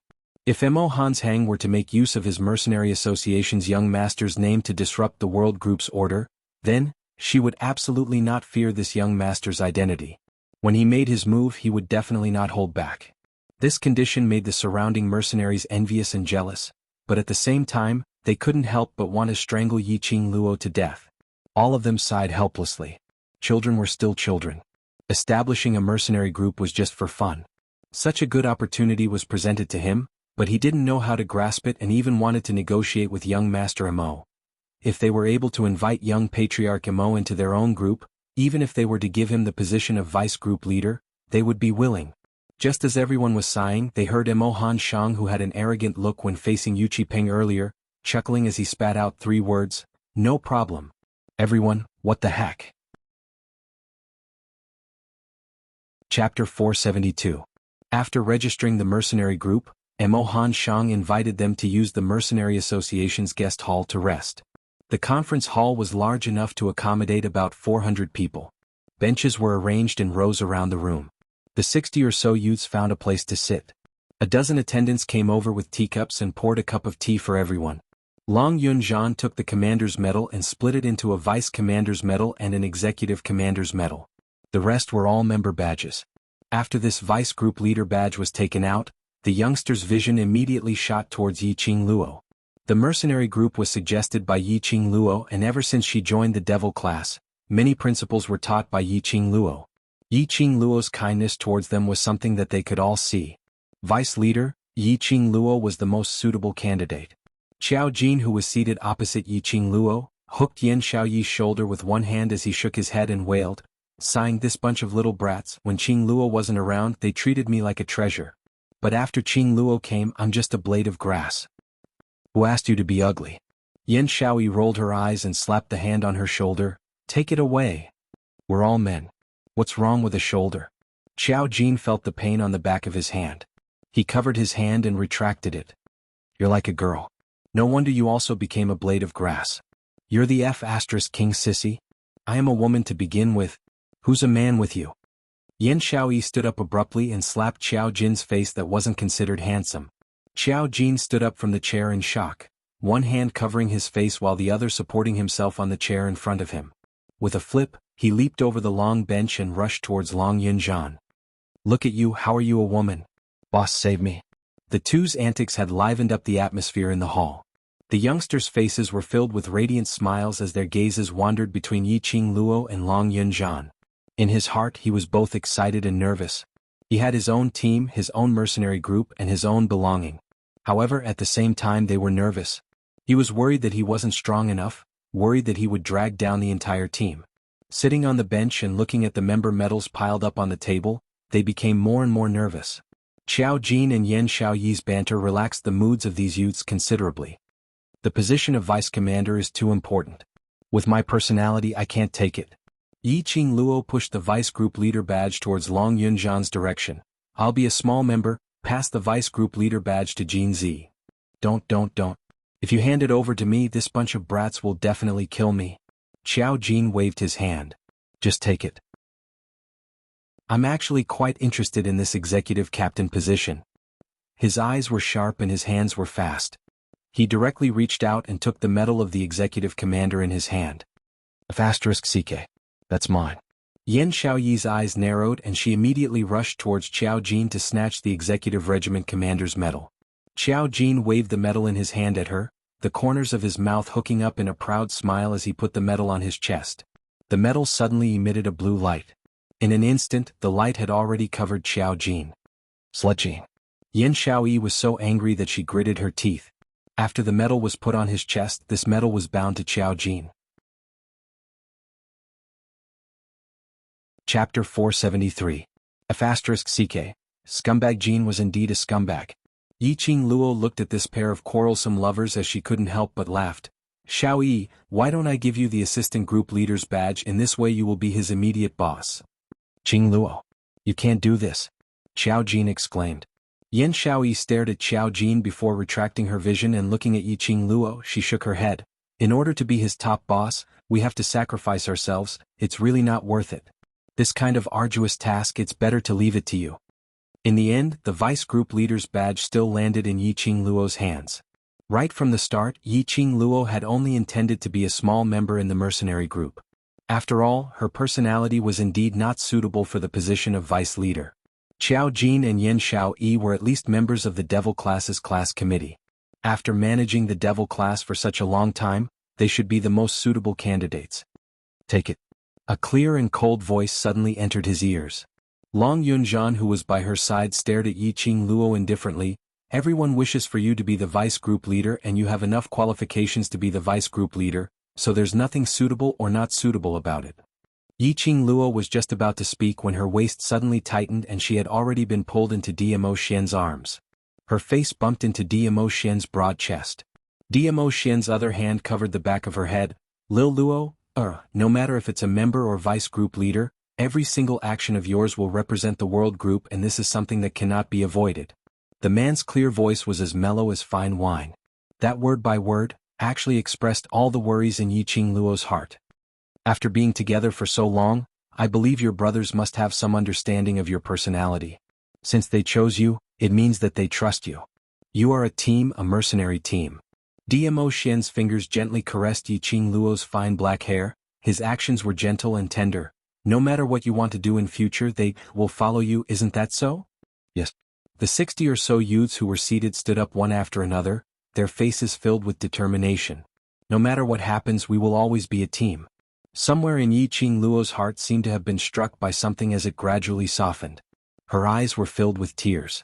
Her long, curly eyelashes trembled slightly, bringing out a drop of crystal clear water. She pursed her lips tightly. After a long while, she reached out her hand and held the medal that symbolized her position as the vice regiment commander in her hand. Since everyone trusts me so much, then I shall not be unreasonable. Yi Qing Luo's lips curled into a faint smile. Her slender fingers curled up the medal in her palm one by one. It was as if he wanted to brand the medal into his flesh and blood. When the youths saw that she accepted, they instantly let out a wave of cheers. Clear and sonorous voices resounded in the air above the living room. Vice Commander! Vice Commander! Vice Commander! The shouts gradually died down. Long Yunzhan looked down at the youths in uniform, and an extremely faint smile gradually appeared on his face. After some time he retracted his vision and returned to the main topic. Qing Luo, right from the start you've been eyeing the Iron Blood Warriors mission? Xiao Jin was still fooling around with Yan Xiaoyi when he heard about the mission. As for that mission, probably all the youths in the world group would want to know what it was. Based on Yi Qing Luo's character, she actually only asked for a mission which the other party didn't know about and let them off. Although this had already made the other party lose face, and the ones who gained the advantage were them. Chapter 474. That mission is a rare mission. Yiqing Luo took out the mission scroll from her bosom as she placed it on the table. Her vision shot towards Emo Han Shang. Why don't young Patriarch Emo introduce what is called a rare mission? I've already joined the world group and now I'm an ordinary member of the world group. Why are you still calling me young Patriarch? Emo Han Shang's brows rose as half his body leaned on the long chair. Call me Han Shang, this way it will make us seem closer. Yiqing Luo complied with his intention. All right, Han Shang. As everyone knows, the Mercenary Association's missions are split into several grades according to the mercenary group's ability. Low grade, intermediate grade, high grade and complicated grade missions. And among these grades, they are further divided into experience training missions and rare missions. Saying that, Emo Han Shang stood up as he walked to the center of the guest hall. He opened up his arms as he spoke excitedly. Experience training missions are the more common grade missions. Even if it's accepted by other mercenary groups today, there will be a new employer who will issue the same mission tomorrow. This is also the easiest grade mission to complete. Whereas rare missions are those mysterious clans, similar to the 4 great clans for great sects and such large clans. They are very mysterious as they secretly look for the Mercenary Association to apply for this mission. These missions, generally speaking, if one could encounter it once, it would only happen once. So the rewards for rare missions are absolutely generous. But as compared to experience training missions, the difficulty is much higher. Everyone's eyes shone as they heard that. It was rare to encounter a rare mission. The first mission they received was a rare mission. He did not know what level of rare mission this was. Qing Luo, how did you know? That Iron Blood warriors had received a rare mission? Xiao Jin finally understood the reason why the vengeful Yiqing Luo gave up on punishing Yu Qipeng because of a mission. Yiqing Luo explained her guess towards Yu Qipeng in a concise and comprehensive manner and immediately explained, who said I'm going to let Yu Qipeng off? Iron Blood warriors had just registered as a mercenary group today and had already lost all their face. They will definitely not be able to have a smooth journey in the near future. Furthermore, with Han Shang's words earlier, even if they are angry, they won't dare to make a move on us. Her eyes were curved as it flashed a crafty smile. This is even more torturous than killing them. Moreover, if we let him off, the world group's good name would at least be known in the mercenary world. How black-bellied. How treacherous. If we were to discuss who is the old fox in the world group, if Qing Luo is second, no one dares to claim to be first. Xiao Jin and Yan Shaoyi looked at each other and said in unison, but we like it. Yiqing Luo smiled as she picked up the scroll and opened it little by little. On the back of the scroll there were 4 words, high-level quest. Holy *T, it's actually a high-level rare mission. This luck. Xiao Jin stared at the 4 words, unable to sit still in his chair. Yiqing Luo placed the scroll on the table. The details of the mission were clearly written on the top of the scroll. Head to the Death God Castle and obtain the exquisite pagoda. After the mission is completed, the reward will be 500 gold coins, a bottle of Scarlet Dragon Dew, a stalk of Profound Ice Immortal Root, a bundle of Infant Grass and 150 mercenary group honor points. 500 gold coins. This was indeed a huge sum of money. There was also the Red Dragon Dew, which was a high-quality external injury medicine. With just a drop, it could immediately heal any wound on the body without leaving a single scar. This was a medicine that many female profound practitioners coveted. Chapter 475. Profound Ice Immortal Root, Infant Grass. These 2 medicinal herbs were exactly what Yiqing Luo needed. She was already following beside Ghost Doctor, and if there were no accidents, she should be able to advance to the stage of a Grandmaster Alchemist in no time. By then she would be able to refine the medicinal pill to restore Ziling's lame leg. These 2 medicinal herbs were one of the medicinal herbs needed to refine it.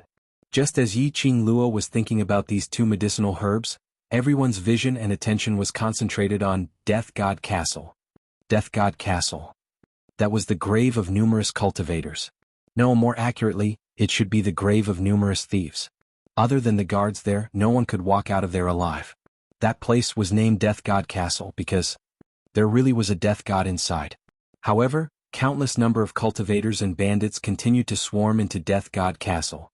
Because in Death God Castle, there were simply too many enviable and coveted treasures which they wanted to get their hands on. No one knew where this rumor came from. It was rumored that in ancient times the upper realm was at war. The realm of gods hid their treasures in Death God Castle. God realm? That was the rumored place. The strongest existence in the upper realm. The treasures which they left behind, If one was able to obtain one, they would definitely be able to dominate the Nirvana realm. But that exquisite pagoda wasn't the so-called treasure. Because Death God Castle was rumored to contain the God Realm's treasures. Because of that, many families placed their treasures in Death God Castle for safekeeping. No one knew who the Castle Lord of Death God Castle was. But they knew that the things which were placed in Death God Castle would absolutely not be stolen. This exquisite pagoda was something which a certain family placed in Death God Castle to store. Its function was similar to Heavenly Academy's Heavenly Pagoda, which could store people into the pagoda. The only difference was that Heavenly Pagoda created numerous spaces in the pagoda to allow students to cultivate and grow. Whereas Exquisite Pagoda was an attack type. Once one was sucked into the Exquisite Pagoda, there was basically no way to walk out alive. Because of that, no one knew what was the situation inside the pagoda. Which meant to say, this high-grade rare mission was an extremely dangerous mission. Number 1, Death God Castle. It was basically impossible to barge into it. Even if one were to enter, one would not be able to come out alive. Secondly, the Exquisite Pagoda was too dangerous. If one didn't know how to use it and was accidentally sucked into the Exquisite Pagoda, one's life would be over. Damn it. No wonder the mission rewards were so bountiful. If we complete this mission, the mercenary honor points will be enough for us to be promoted to a bronze mercenary group. It should be known that the mercenary union had great restrictions on the promotion of mercenary groups. This was because every increase in level meant that the overall strength of the mercenary group would increase by 100-fold.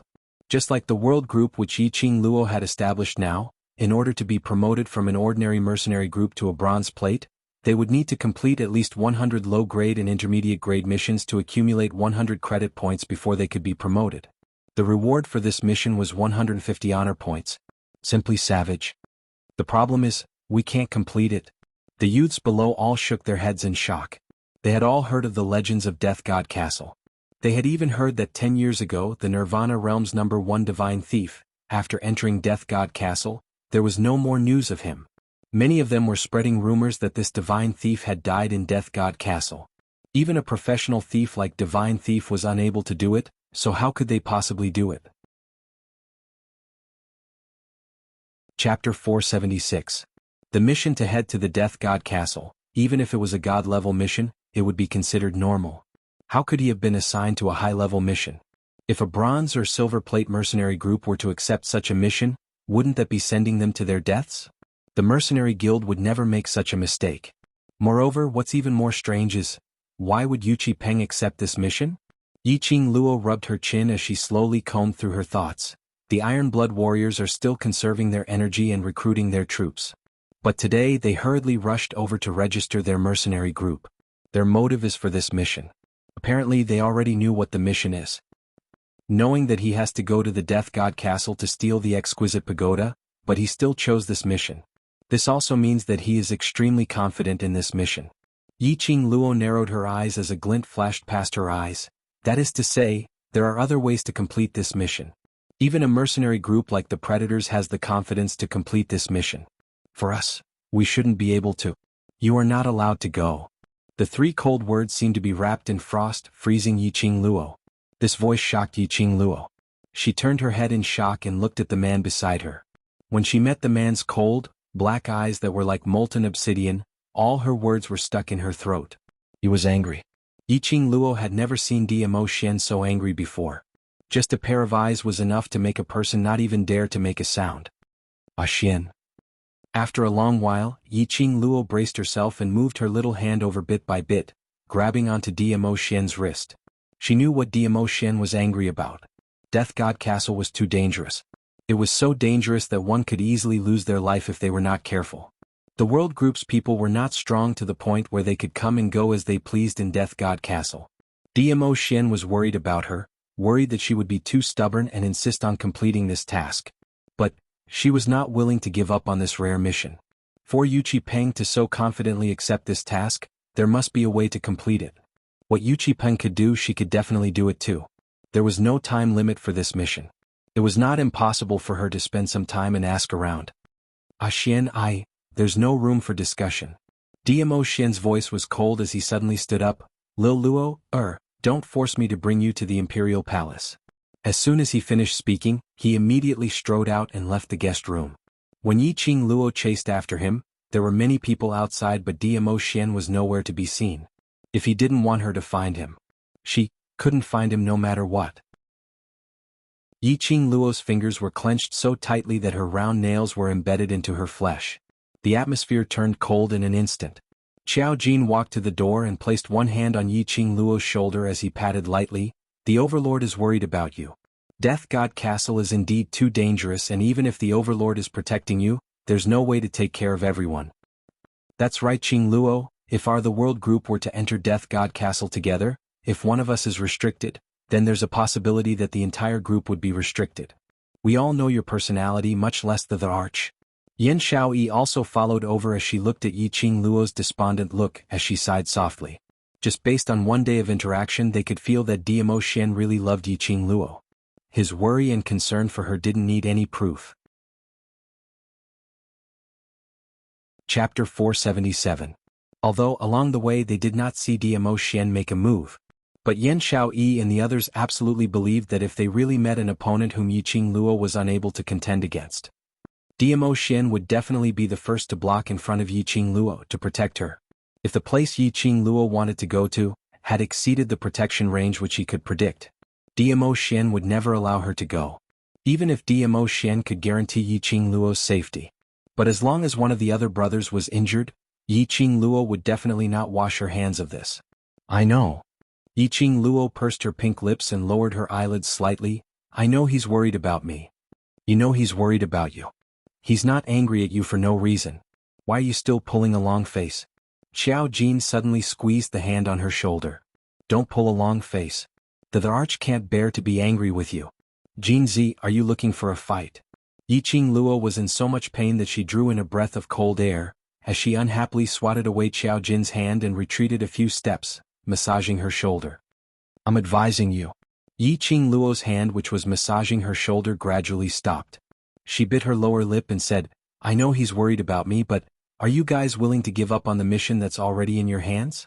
Even a team of Wuxia's level has confidence. I feel that, if we properly investigate, there might be a way to complete the mission without harming our lives. Yi Qing Luo's voice had just stopped. Suddenly, he heard a clear and sweet voice that carried a hint of coquettishness, but it was completely emotionless. Qing Luo. It was Mo Ying, who had not spoken a single word ever since they left the devil class. She was dressed in a black outfit that wrapped around her petite body. There was actually a hint of mischievousness and cuteness in her. Two small black lumps hung down from the two sides of his shoulders. Following Mo Ying's footsteps, he could hear the jingle of the bell on her wrist. If it were you, you would also stop the Arch. She looked up, her voice flat and emotionless. Yi Qing Luo's heart trembled as her pupils suddenly widened. That was right. Think about it from another perspective. If Dmo Xian were to take part in a mission with unknown dangers and a high mortality rate, she would never allow Dmo Xian to participate. Against the fear of the unknown, if he was alone, he could still give it a try. Now they had each other, someone they cared about. No matter what, he could not bear to use his life as a wager. Don't we have 3 days off? Since we've registered our mercenary group today, let's book a restaurant to celebrate tonight. We can also take this opportunity to think about whether or not we should continue with this mission. Xiao Jin saw Yi Qing Luo's expression and gradually resumed his smile. He immediately spoke up to ease the current atmosphere. Yan Xiaoyi nodded and said, 3 days of vacation, no rush, no rush. Today the two of you should calm each other down. Tomorrow you will also calm down. If you still insist on doing this mission tomorrow, we'll think of a way to convince the Arch. Convince? Once Dmo Xian had decided on something, even she would not be able to convince him. If Dmo Xian wasn't willing, she absolutely could not take a single step into Death God Castle. Just like what Mo Ying said, Dmo Xian did not allow her to go to Death God Castle. Just like how she did not allow Dmo Xian to go to dangerous places, it was the same logic. Putting herself in his shoes, she could understand Dmo Xian's feelings. Chapter 478. This mission was delayed because of this. Yi Qing Luo went to look for Yu Qipeng to probe for news while the world group's other youngsters packed up their things and returned to Yan Xiaoyi's mansion. Mo Han Shang naturally followed along to the mansion. With the addition of a new member, Xiao Jin lent a set of clothes to Dmo Xian, and the team's clothes were reduced by a few sets. After he took Mo Han Shang's measurements, he went out to find someone to make a few sets of the World Group's uniform. The Iron Blood Warrior mercenary group was gloomy. Yu Qipeng's face was filled with hostility. As he walked, he gritted his teeth. Duke Jing followed by his side, and his hand was already bandaged properly as it hung in front of his chest. Yu Qipeng, don't worry. This Duke will definitely let Uncle Monarch take revenge for this Duke. Duke Jing lowered his head as he took a look at his wrist. The pain of being broken still lingered in his bones. Just thinking about it made him feel a dull pain in his hand. When I get back, I'll tell Uncle Monarch about what happened today. It's just a mercenary union. As long as I give the order, Uncle Monarch will definitely send troops to destroy the mercenary union. Duke Jing raised his head proudly as he had already imagined the scene of him saying these words in his mind. The more he thought about it, the more he wanted to act on it. Idiot! A low reprimanding voice could be heard through gritted teeth. Duke Jing's brows creased as he stared towards the direction of the voice. Yu Qipeng, what did you say? Yu Qipeng's heart was filled with frustration. For the sake of the predators, he had spent so much time and poured in all his efforts. He wanted to soar into the sky after registering as a mercenary group. But he didn't expect that a group of young girls who were still wet behind the ears would disrupt all his plans. Not only did the predators not soar to the top, but they also became a joke in the eyes of all the mercenary groups, losing all face. He was the young master of the Yuchi family, the leader of the Iron Blood Warriors, but he had to apologize to a little girl, bowing down to a young boy. All these were all thanks to that young lass, that Mo Han Shang. Filled with anger and unwillingness, Duke Jing, this brainless fool, was still chattering away beside his ears. Yu Qipeng felt increasingly irritated. I say, you're a... The moment he said that, Yu Qipeng suddenly came back to his senses. His eyes were gloomy and cold as he stared coldly at Duke Jing for some time, and the vicious aura around him gradually dissipated a little. There's something that Duke Jing doesn't know about. When Yu Qipeng opened his mouth once again, his voice had already reverted back to his usual gentleness and calmness.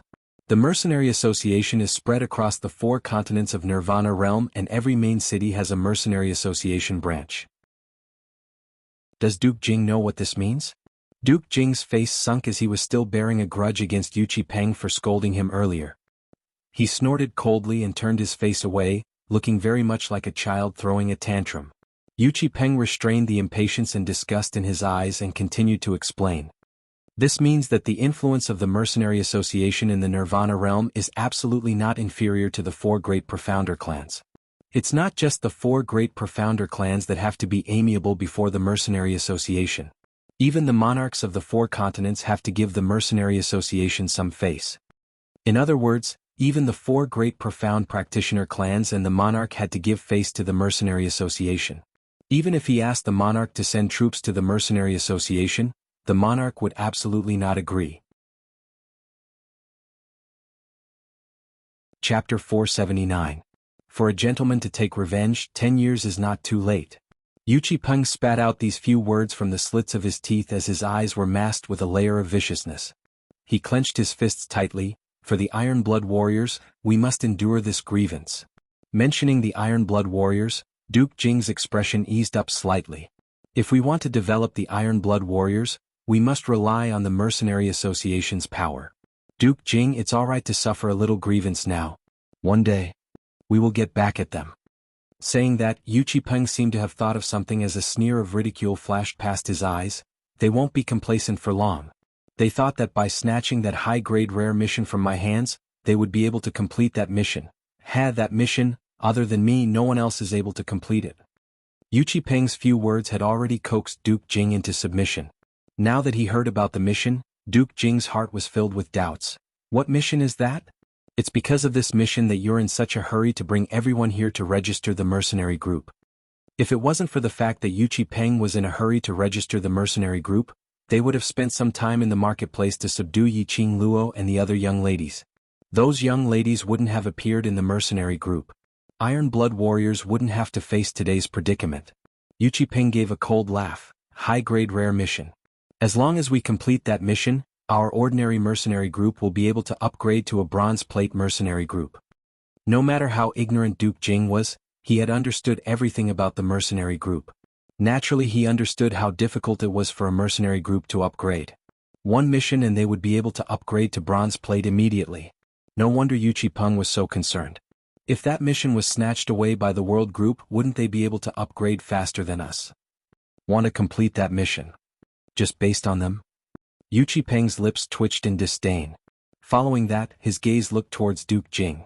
If they don't accept the mission within 3 days, that mission will eventually return to our hands. These few days, just pay close attention to the Mercenary Association's mission acceptance wall. This high-grade rare mission, we are determined to get it. Knowing that this mission would be able to upgrade to a bronze plate mercenary group, Duke Jing was also attentive. The moment a new official took up his post, he received his first mission. Duke Jing immediately stopped his chest and raised up that uninjured hand as he replied seriously, "All right, this Duke will definitely not take my eyes off this mission." There was also a rule for the Mercenary Union to accept missions. After accepting a mission, if the mercenary group did not confirm to accept the mission, it would be considered as giving up on the mission after 3 days. That mission scroll would also become an ordinary scroll. He would no longer receive any rewards from the Mercenary Union. This mission would then be returned to the Mercenary Union's mission receiving wall and accepted by other mercenary groups. Yu Qipeng looked at the delighted Duke Jing and a trace of cold smile flashed past his eyes. He wiped away the disdain towards Duke Jing in his eyes and retracted his vision. The two of them did not notice that a slender figure was standing on a treetop in the darkness. Yiqing Luo narrowed her eyes as her lips curled into a smile which didn't look like a smile. Sure enough, her guess was right. The reason why Yu Qipeng registered his mercenary group today was because of this high-level rare mission. He was very confident about this mission. This kind of confidence, where did it come from? Could it be that Yu Qipeng was really able to come and go as he pleased in Death God Castle unscathed and even take away the exquisite pagoda? Chapter 480. It was absolutely impossible for Yu Qipeng to have any relations with the guards in Death God Castle. He could coerce and bribe the Mercenary Association's guards to intercept Yiqing Luo. But it was absolutely impossible to use the same method to make Death God Castle's guards open a backdoor for him. Then, there was one last possibility. Exquisite Pagoda wasn't in Death God Castle. Or perhaps, it was in Yu Qipeng's hands. If that was the case, then things would be easy. Looked like to complete this mission they had to start from Yu Qipeng. After Yu Qipeng and the rest returned to Three Springs City, they went their separate ways. Duke Jing had suffered a huge humiliation today and couldn't wait to complain to Uncle Monarch. As for the other mercenary soldiers, their morale had been greatly stimulated and all of them revealed an exhausted look as they were sent back to the Iron Blood Warriors' main camp to rest. Yu Qipeng headed straight for the Yuchi residence. His expression was gloomy as his entire body emitted a terrifying vicious qi. The attendants and maids who went up to welcome him immediately avoided him when they saw him from afar, not even daring to greet him. Yu Qipeng's courtyard was located at the south side of the Yuchi residence and it was the biggest courtyard in the residence. Yiqing Luo stopped outside the courtyard. Her vision was fixed on this courtyard as her slender brows creased tightly into a bundle. Again. That. When she first met Yu Qipeng, that disgusting feeling came again. There seemed to be something in this courtyard. There was something which made her extremely uncomfortable. Lass. In her mind, Old Man Song's voice suddenly rang. I had always felt that this Yu Qipeng was extremely strange. Now that I see this courtyard, I discover that this courtyard is even stranger. Yiqing Luo raised her hand and pressed it against her chest, suppressing this uncomfortable feeling. It was indeed very strange. So strange that all the pores on her body opened up. Lass, don't go in. Old Man Song's voice was solemn. This feeling is too strange. I'm unable to sense the exact source of this feeling. Strange, simply too strange. It's too late. Indeed it was too late. While Yiqing Luo was conversing with Old Man Song, her vision had been paying attention to Yu Qipeng. After Yu Qipeng entered the courtyard, the vicious qi which he emitted became even thicker. Then, as if he had lost all his strength, he staggered and half fell to the ground. His hands were on the ground and his head was lowered, buried in his hair. After that, there was no more movement. Then at the same time Old Man Song told her not to go in. Yu Qipeng, who had not moved for a long time, suddenly turned his head. Under the strands of hair on his face, a pair of penetrating eyes, like an icy cold venomous snake, tightly coiled around Yiqing Luo. Yu Qipeng still did not move. But Yiqing Luo knew. He saw her. Those eyes were eerily cold. Yiqing Luo's heart was filled with fear. Those eyes, that gaze was definitely not Yu Qipeng. That was not a gaze that Yu Qipeng could have. This knowledge made Yiqing Luo's entire body turn cold. For the first time in her life, Yiqing Luo had this kind of fearful mentality. That kind of gaze was too terrifying. "Oh no, little girl." Old man Song's voice suddenly became louder, his tone was filled with panic. "He is not Yuchi Peng." This old man finally knows why this courtyard is so strange. Yiqing Luo gave a bitter laugh. She had guessed that this person was not Yuchi Peng. To put it more accurately, after entering this courtyard, this body was no longer Yuchi Peng's soul. But even if she knew this horrifying truth, Yiqing Luo had no way to leave. She believed. Chapter 481. Just what kind of secret was hidden in this courtyard?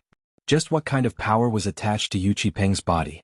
It was a feeling that made people feel disgusted with just a glance. He had a pair of eyes that made one's scalp go numb and body go cold. The soul in Yuchi Peng's body, that power was definitely not simple. Old man Song, if I were to display teleportation, would I be able to leave the Yuchi residence? Yiqing Luo congealed her senses as she asked in her heart. No. Old man Song interrupted her without hesitation. You can't use your secret technique. If you're discovered by the dark forces, they'll definitely discover that the Azure Dew bracelet is in your hands. Dark forces? Yiqing Luo's expression changed. What you mean is that energy in this courtyard is from the dark forces? Yes, the strange aura in this courtyard comes from the dark forces. It's exactly the same as the mysterious yin qi on your fourth sister. Old man Song's tone was extremely solemn. Girl, if the dark forces are involved, you'll be in trouble. Yiqing Luo had experienced the power of the dark forces from Yiqing Ling. Yiqing Ling had only taken a handful of items from the dark forces, and she who had her profound jade heart destroyed was able to display the strength of a cultivator. As for Yiqing Qian, she could also make use of the dark forces' power to successfully break through to the earth profound grade. This was enough to show how powerful and mysterious this power was. Yiqing Luo had never dared to underestimate the dark forces. But what made Yiqing Luo puzzled was, the dark forces were a dark existence in the Nirvana realm. In the eyes of many, this was an evil place. They were the aliens that had been banished from the Nirvana realm. Why did so many people choose to cooperate with the dark forces? It was understandable that Yiqing Ling and Yiqing Qian would seek help from the dark forces. But why would Yuchi Peng be involved with the dark forces? Recently, the actions of the dark forces have become more and more rampant. Old man Song sighed worriedly. Logically speaking, the people of the Nirvana realm looked down on those who hid in the dark. If they really met, they would only forcefully expel the dark ones from the Nirvana realm. But more and more profound practitioners chose to accept the power of darkness. The dark forces were getting restless recently. After all, they were carrying out some kind of plan. The world might not be peaceful anymore. Going against him head-on, I have no chance of winning. Yiqing Luo narrowed her eyes. She stared at Yuchi Peng, who was still lying on the ground, not moving at all. He was still using that pair of sharp eyes to stare intently at her. The current Yuchi Peng was too strange. Since she couldn't use her secret technique, she couldn't escape even if she wanted to. What should she do in this situation? Old man Song naturally understood Yiqing Luo's current physique and profound grade the best. Yiqing Luo indeed didn't have the ability to go head-to-head with Yuchi Peng. Lass, is there any way to contact DMO Xian? If DMO Xian was here, just a Yuchi Peng, even if it was Yuchi Peng who had attached himself to the dark forces, it wouldn't be a problem at all. Yiqing Luo was stunned as she slowly shook her head. It had always been DMO Xian looking for her. She had never specially looked for DMO Xian, let alone contacting him. Old man Song remained silent for a moment. Yiqing Luo only felt a scorching heat on her wrist, as though it was burning her wrist. She immediately raised her hand, and on her left wrist, a circle of cherry blossom runes appeared indistinctly. The red flowing light kept flashing. What was moving was tiny wisps of flames jumping in joy. Chapter 482. Yuchi Peng moved. When Yiqing Luo raised her wrist, Yuchi Peng moved. Perhaps it was because of the red stream of light on Yiqing Luo's wrist which gave Yuchi Peng a sense of threat. Yuchi Peng's palms slapped out a swift and fierce palm wind. The surrounding sand and dust were all lifted up by this airflow. His aura was like 10,000 layers of wind and waves that could devour mountains and rivers. Yiqing Luo reacted in time, and with a leap, her figure was like lightning as she avoided that palm wind. He leaped into the air, and with a few teleportation steps, he retreated a long distance. Not knowing if it was a misperception, the killing intent in Yuchi Peng's eyes seemed to have become even more intense. Not waiting for Yi Qingluo's reaction, Yu Qipeng's arm slid like a snake as a whirlwind rose beneath his feet. His loose robe fluttered in the strong wind. Following that, an even more powerful palm wind swept over. Yi Qingluo's feather fan moved, intending to borrow the power of her profound qi dance to block the pressure from this palm wind. Suddenly she heard Old Man Song's stern shout, "Girl! Let's go!" The burning sensation on his wrist became more and more obvious. The circle of cherry blossoms was like a tattoo branded on her wrist. The fragmented enchanting red light formed a complicated totem. Old Man Song's voice paused. Yi Qingluo only felt an inexhaustible energy diffusing from the cherry blossoms. It was Old Man Song who was helping her. Yi Qingluo's fingers clenched into a fist as her feet stepped onto that set of footwork. In a split second, like a bolt of lightning, her figure had already arrived at the walls of the Yuchi Manor's entrance. She could not use the teleportation secret technique. But she could still use this set of footwork from her previous life. If she were to directly use her footwork, she might not be able to avoid Yu Qipeng's Qi Jin. Fortunately, Old Man Song had used the power of the Azure Dew bracelet to protect her. Before Yi Qingluo left the Yuchi residence, she turned her head towards that strange courtyard. At the open courtyard door, Yu Qipeng is standing there with a pair of sinister eyes filled with killing intent staring at her. Seeing her stop, Yu Qipeng's eyes flashed and he strode forward as if he wanted to catch up to her. Yi Qingluo's heart skipped a beat and with a leap she flipped down from the top of the wall. When he saw the courtyard from the corner of his eyes, Yu Qipeng stood at the entrance of the courtyard, his face was filled with rage and a vicious aura overflowed. However, his legs were pressed against the door of the courtyard, and he did not have the slightest intention to catch up. When Yi Qingluo returned to the mansion, her body was still cold and stiff. Qiao Jin and the others gathered around to ask about the results. Yi Qingluo shook her head. "What I can confirm is, Yu Qipeng indeed has a way to complete the mission. I'm guessing that there's a possibility that the exquisite pagoda is with him." "Impossible." Enai Ruopan tilted her head as she took out a small booklet from her bosom and flipped a few pages.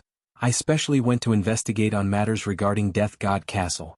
As long as an item is placed in the Death God Castle, unless the original owner of the item went to retrieve it, otherwise, the exquisite pagoda would definitely not be in the hands of enemies outside of the Death God Castle." "Then what if the owner of the exquisite pagoda collaborated with Yu Qipeng?" Yin Xiaoyi raised a hypothesis. "That's even more impossible. The exquisite pagoda was a rare treasure that was recorded in the mysterious treasures record. Cooperating with Yu Qipeng is equivalent to giving the exquisite pagoda to the person who gave the mission. This kind of losing deal, who would be willing to do it? One must know that the world's rare treasures which were recorded in the mysterious treasures record were all things which were hard to find in the world. Who would be willing to hand it over to others?" When Yi Qingluo heard that, her expression didn't loosen up at all. Chapter 483. Qiao Jin's expression congealed. "You mean? Just a guess.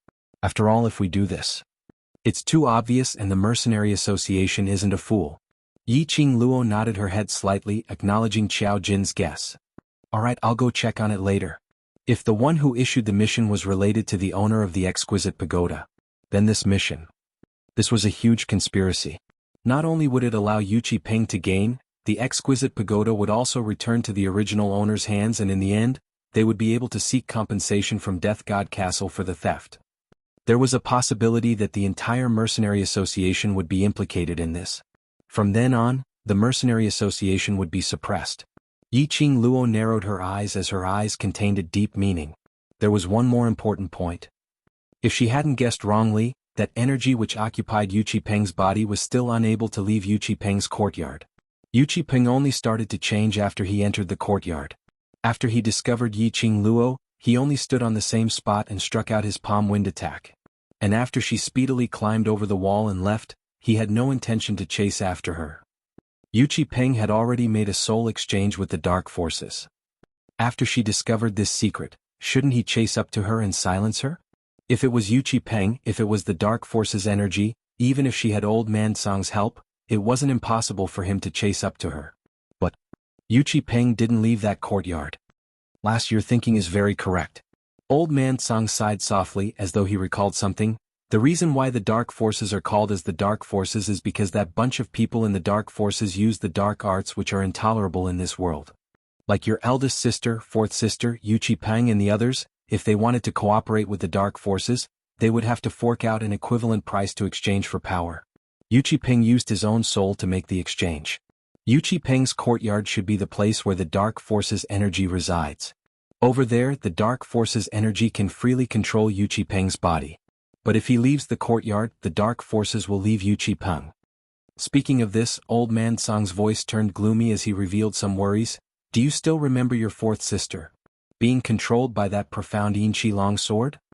Yiqing Luo naturally remembered. That was the first time she came into contact with the dark forces and the power of the dark forces. If Yuchi Peng uses this power that is used for trading and attaches it to something, he can also use the power of the dark forces outside of the courtyard. When Old Man Song's words fell, Yiqing Luo's heart thumped. This was the same as Yiqing Ling holding onto that long sword from the dark forces. Under the situation where her profound jade heart was destroyed, she could still exert her profound energy and launch an attack. However, such a method could easily cause the host's physical body to be completely devoured. This was probably the reason why Yuchi Peng could only allow the dark forces to attach themselves to him in his own courtyard. Yuchi Peng does not wish to bear the consequences of being devoured. Last, you have to be more careful during this period of time. There are suddenly so many people around you who have made deals with the dark forces. I'm afraid the dark forces will target you. I need to raise my profound rank to the Earth Profound Realm as soon as possible. Old Man Song lowered his voice, his tone revealing a bit of helplessness. Originally he thought that by Yiqing Luo's side he could slowly guide her bit by bit, consolidate his own foundation and cultivate profound qi. Chapter 484. Based on Yiqing Luo's current ability, she could only barely stand firm in this world. When Old Man Song thought of his own mission, he suddenly felt that he still had a long way to go. Qing Luo. Long Yunzhan, who was seated on the main seat, suddenly opened his mouth and called out Yiqing Luo's name. Yiqing Luo kept her thoughts as she congealed her gaze towards him. Are we going to give up on this mission? Long Yunzhan's voice was extremely light, and no one could tell what he was feeling. Yiqing Luo was slightly stunned as she narrowed her eyes. Should he give up? She did not know the answer to this question. Di Zun disagrees. Long Yunzhan's index finger lightly tapped on the table. The thumping sound was like a drum beating on everyone's heart. Ripples that resembled flowing water flickered in those azure blue eyes. Faintly, an electric current flashed through them. There's a very strange feeling coming from Yuchi Peng. As a human dragon, Long Yunzhan's perception was much sharper than that of humans. When he first saw Yuchi Peng, Long Yunzhan sensed that kind of dangerous aura from Yuchi Peng. He's too dangerous. If this mission involves others, our team won't be able to withstand the pressure. It's too dangerous. In other words, Long Yunzhan's opinion was to give up this mission. Long Yunzhan had already sensed it. Yuchi Peng's entire person was emitting that profound yin qi. It was no wonder that everyone felt disgusted when they saw him. Long Yunzhan could roughly guess that behind Yuchi Peng, there might be an unknown power. This power was mysterious and unfathomable. If the World Group's members were to forcefully charge in, not only would they not gain any benefits, they would also suffer heavy losses. Even if we give up on this mission, Yuchi Peng might not let the World Group off. This time round, the Iron Blood Warriors had embarrassed themselves in front of the Mercenary Guild, using the Iron Blood Warriors' face to exchange for the World Group's glory. The Iron Blood Warriors would never let the World Group off. Even if Emohan Shang had said that, even if Emohan Shang had joined the World Group. But that didn't mean that Yuchi Peng would let the World Group off. It was only a matter of time. Yuchi Peng was injured today. After returning to the courtyard, he would definitely borrow the power of the dark forces to raise his profound level. From eavesdropping on his conversation with Duke Jing, Yiqing Luo knew that Yuchi Peng was determined to get this high-grade rare mission. Yiqing Luo stood up as her vision swept across the hall. Looking down at the youths who were staring at them with serious expressions, he cleared his throat and calmly said, "Do you think we should give up on this mission?" The World Group did not belong to her alone. She didn't want to give up on this mission. But after witnessing Yuchi Peng making a deal with the dark forces, Yiqing Luo's first reaction was the World Group's brothers. She was no longer alone. Every single word and action was related to the World Group. If they were to fight with the dark forces, not only would she not be able to protect herself, but her brothers would also not be able to escape. She should discuss this mission with her brothers before making a decision. The youths pursed their lips and clenched their fists. Their hearts were also extremely complicated. There was no one who did not fear death and danger. Hearing Yi Qing Luo, Long Yunzhan and the others' conversation, they were very clear on the danger of this mission. When they heard about Death God Castle, they already had the thought of retreating. Chapter 485. Yi Qing Luo took in everyone's expressions. Her lips curled as her lips revealed a relieved smile. Let's make our decision tomorrow. Other than the danger of Death God Castle, this mission concerns another powerhouse and the danger has exceeded what we can handle. The youthful faces of the youths all revealed expressions of terror. Other than Death God Castle, there was another dangerous powerhouse? The usually confident Yi Qing Luo said these words because in her heart, she already had the intention to give up. Although they hadn't interacted with Yi Qing Luo for a long time, but these youngsters had some understanding towards Yi Qing Luo's character. They were very clear that the reason why Yi Qing Luo chose to give up was mainly because she was worried about them. After all, this high-grade rare mission not only involved Death God Castle. Leave all these troublesome matters till tomorrow. Today is the first day of our mercenary group registration and also the day that Han Shang joins the world group. Tonight we'll book the entire restaurant. Xiao Jin will be the host. Yan Xiaoyi stood up and her clear voice intentionally broke the heavy atmosphere in a light tone as she clapped her hands. Xiao Jin instantly stood up. Why am I the host? Clothing, food, lodging and transportation. This lady is in charge of clothing, lodging and transportation and you're freaking not happy to be in charge of food? Are you a man or not? Yan Xiaoyi disdainfully glanced sideways at Xiao Jin as she gave a cold harumph. Xiao Jin's lips twitched. Listening to these words, why did it seem like they had all become Yan Xiaoyi's sugar babies? And even doubted if he was a man? Xiao Jin's thin lips tugged as his body suddenly closed in on Yan Xiaoyi as a pair of evil eyes revolved around her. Following that, he suppressed his voice as he leaned close to her ear. Whether I'm a man or not, you can try. Simply shameless. Yan Xiaoyi's cheeks suddenly flushed with heat. That warm breath by her ear gently landed on her skin, bringing along a man's unique scent. Yan Xiaoyi's quick-witted beautiful eyes stared fiercely at Xiao Jin who suddenly closed in on her. Xiao Jin's face was instantly magnified and reflected in his eyes. Having been used to the elegant and refined Long Yunzhan, and having seen Mo Xian's heaven-shaking peerless elegance, Xiao Jin's looks, which could at most be considered as pleasing to the eye, seemed extremely ordinary. At least on normal days Yan Xiaoyi felt that way. But at this moment, this face, which could not be considered good-looking, had an indescribable unique charm that attracted her gaze. Yan Xiaoyi only felt that her cheeks were even hotter, her heart was actually beating wildly uncontrollably. This feeling, what was going on? She usually had more intimate contact with Xiao Jin, but she had never felt so flustered. Sister Yan and brother Xiao are going to kiss. A clear and sweet voice rang out. Kitty Li stood up with her hands clasped together, staring at Yan Xiaoyi and Xiao Jin with a face full of excitement. That pair of watery, pitch-black eyes shone with a luster of excitement. This voice caused the two people who were still staring at each other to come back to their senses. Suddenly, the two of them looked as if they had seen a ghost. Their eyes widened and they pushed each other away. *CK. Xiao Jin. Have you taken a fancy to this young lady's beauty? Go away, you're disgusting. Your mother. Yan Xiaoyi, I feel even more disgusted, alright? Seeing the two of them fighting again, Kitty Li blinked her long eyelashes in puzzlement as she tilted her head and pouted her lips in puzzlement. Weren't you going to kiss earlier? Why are you fighting again? Could it be that Kitty Li said something wrong? The youngsters roared with laughter. Chapter 486. In the evening, the group arrived majestically at 3 Spring City's No. 1 Inn, Heavenly Fortune Inn. In the afternoon, Xiao Jin had already booked a table at the inn. When the group arrived, a waiter went up to welcome them and led them to the large private room on the second floor. On the left side of the second floor there were many private rooms, whereas on the right side there were 3 large private rooms. This kind of large private room was enough to accommodate 4 large tables and 100 over people. After entering the private room, it was the youngsters' first time coming to such a place and they started looking around as their eyes were filled with curiosity and joy.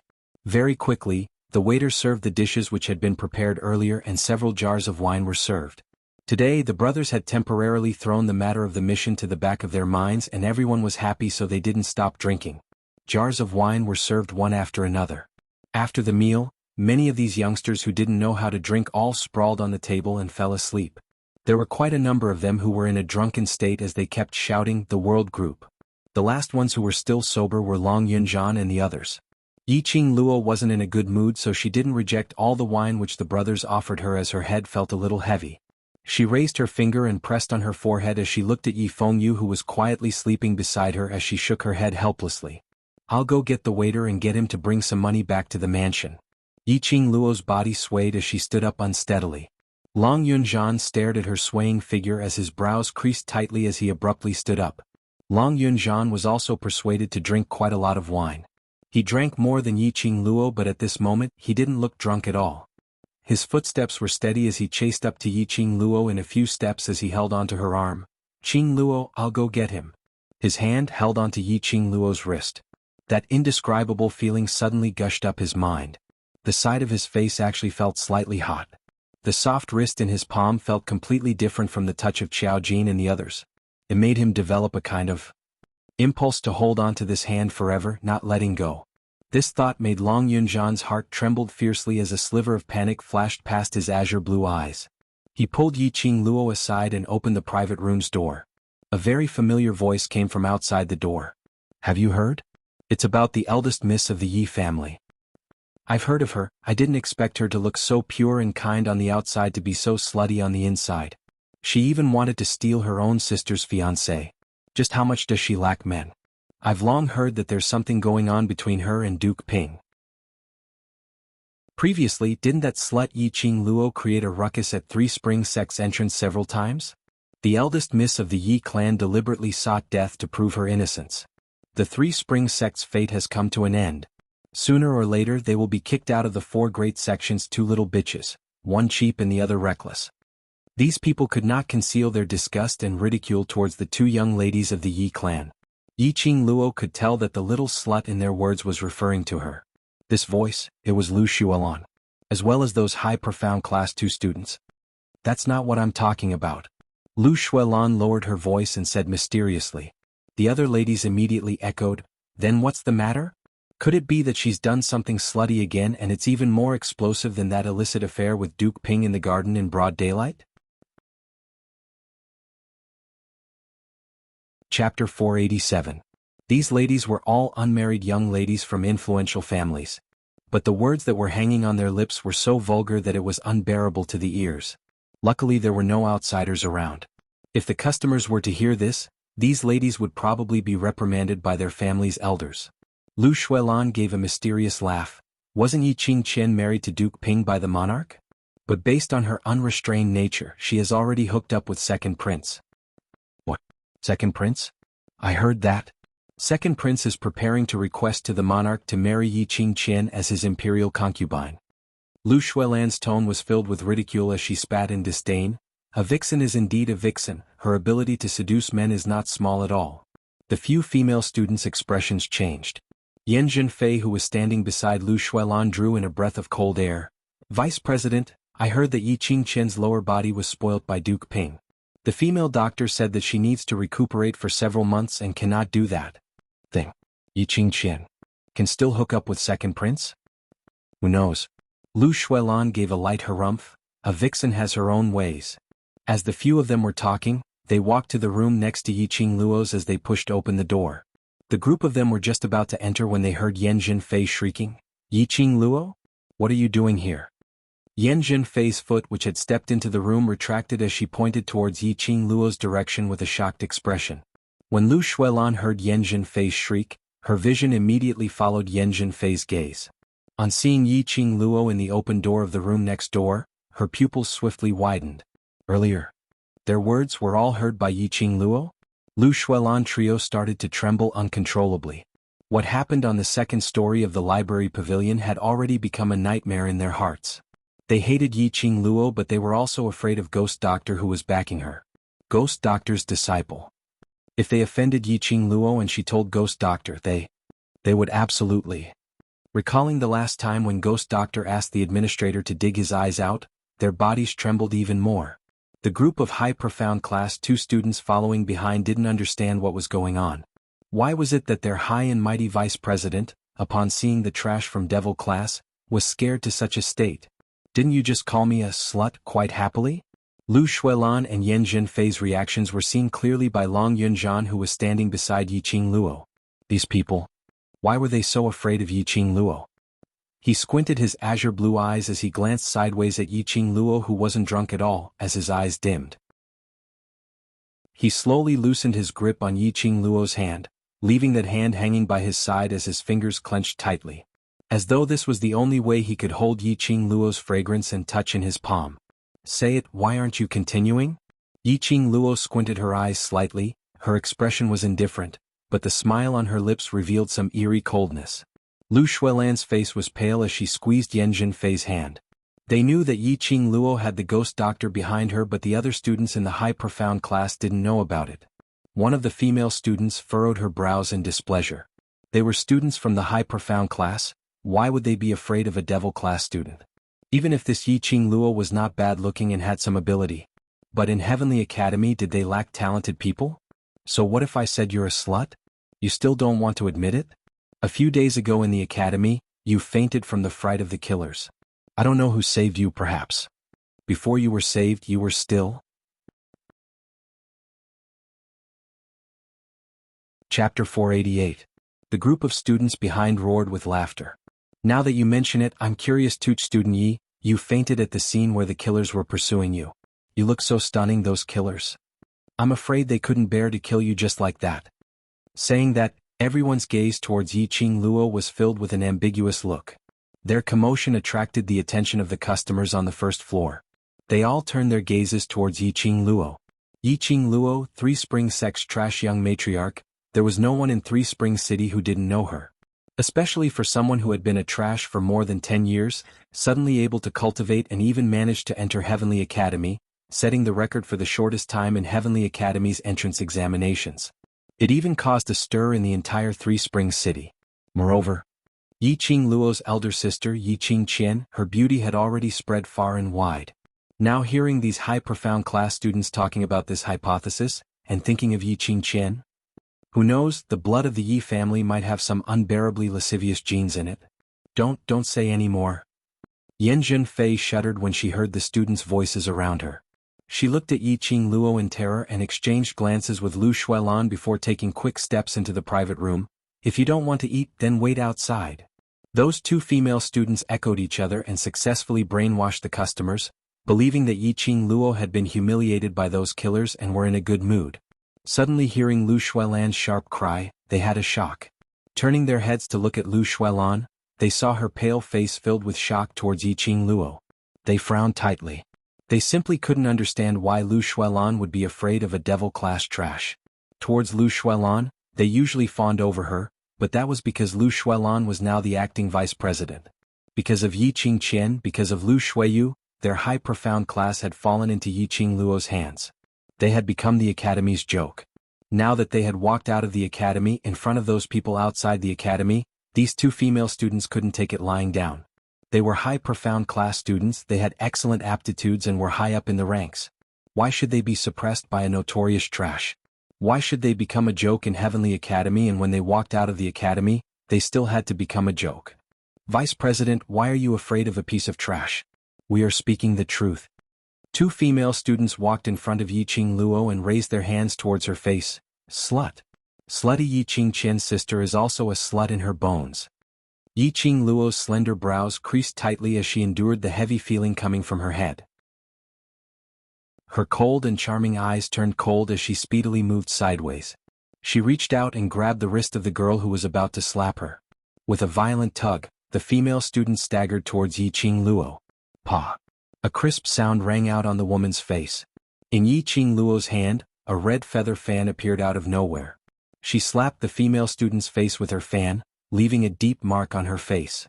Yiqing Luo's slap was merciless. He condensed his shen qi and beat the female student until she spat out blood and a few of her teeth fell out. Yiqing Luo raised her hand and as though she was throwing rubbish, she threw this female student out. Motherf asterisk her, I'm in a bad mood.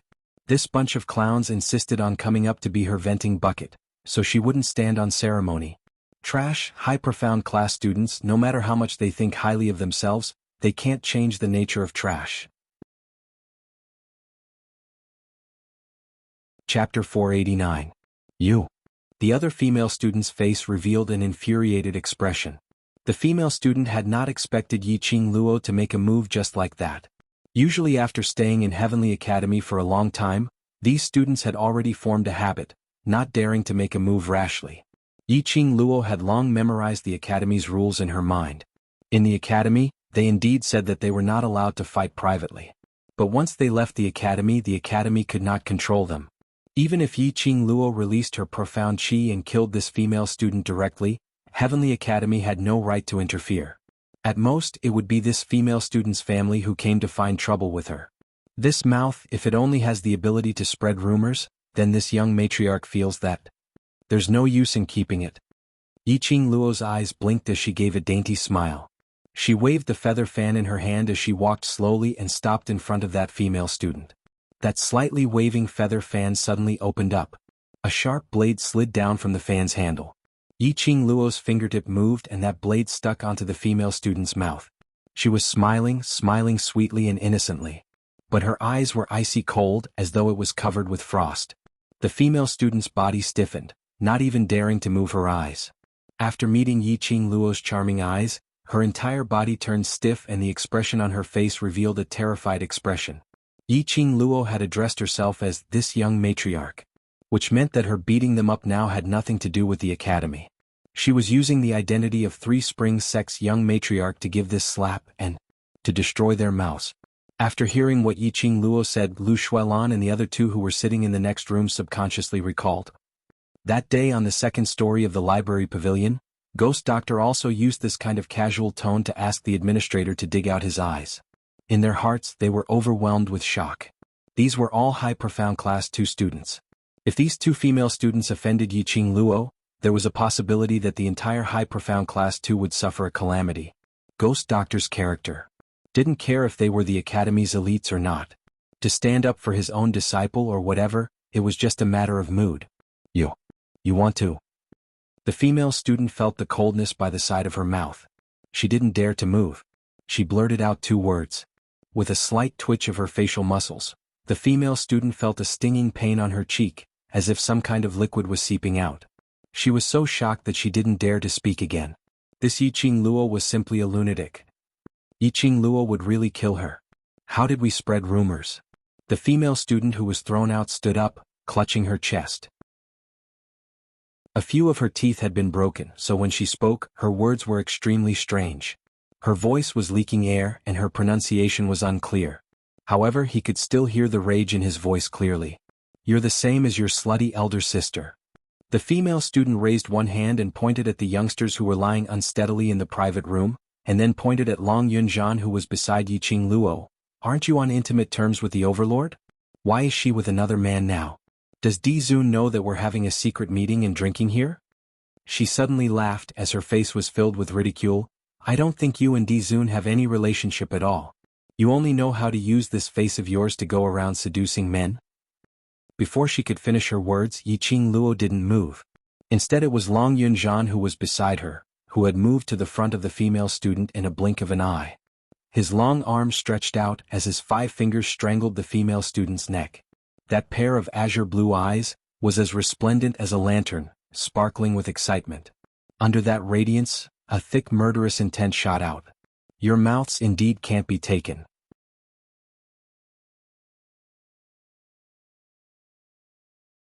Chapter 490. The last word after was clearly said. A miserable shriek was heard from the female student's mouth.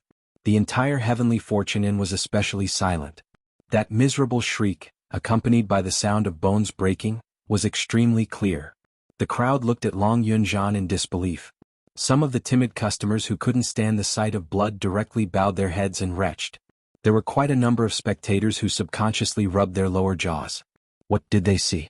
Long Yunzhan's large palm rose from the female student's neck and wrapped around her lower jaw. Without any hesitation, his 5 fingers suddenly clenched tightly. That female student's lower jaw bone was shattered and all her teeth were broken. Blood flowed down her mouth. That miserable shriek was her last sound. Long Yunzhan saw the blood stains on his palm and his elegant brows creased slightly as he wiped his hand on the female student's body. Following that, just like what Yiqing Luo did earlier, he casually threw her out. The crowd drew in a breath of cold air. Who on earth was this young man? His actions were so decisive and decisive. The female student who was under Yi Qing Luo's feather fan instantly felt her legs go soft and could no longer stand properly. That miserable shriek was too horrifying.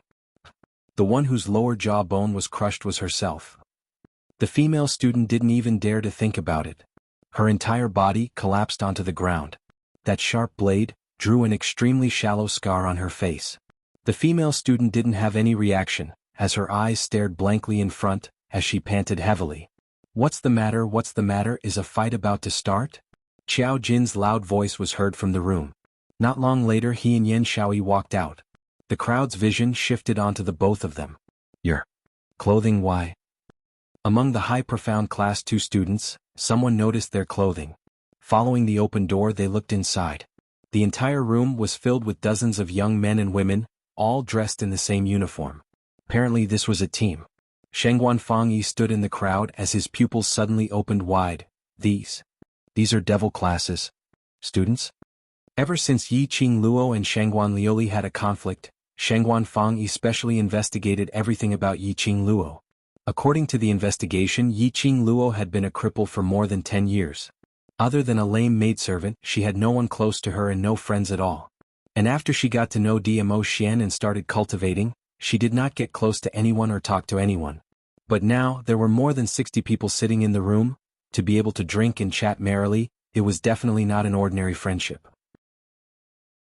The only explanation was, these people were the devil class's students, and after Yi Qing Luo joined the devil class, she made friends with them. As soon as he said this, no one in the surroundings believed him. Although the group of people in front of him were drunk and in a mess, he could more or less see the restless profound energy flowing around their bodies. These people were definitely not weak. How could they be a bunch of trash from the devil class? Yi Qing Luo sneered as she lowered her eyes and swept a glance at the terrified female students who were kneeling by her feet. She then raised her eyes and looked at those people from high profound class 2. Since you're here at the inn to eat, then eat properly. If the food can't stop your mouths, I don't mind helping you to do it. Finishing her words, she lifted her leg and kicked the female student towards the direction of high profound class 2 like she was kicking a ball. The female student was caught by a group of students.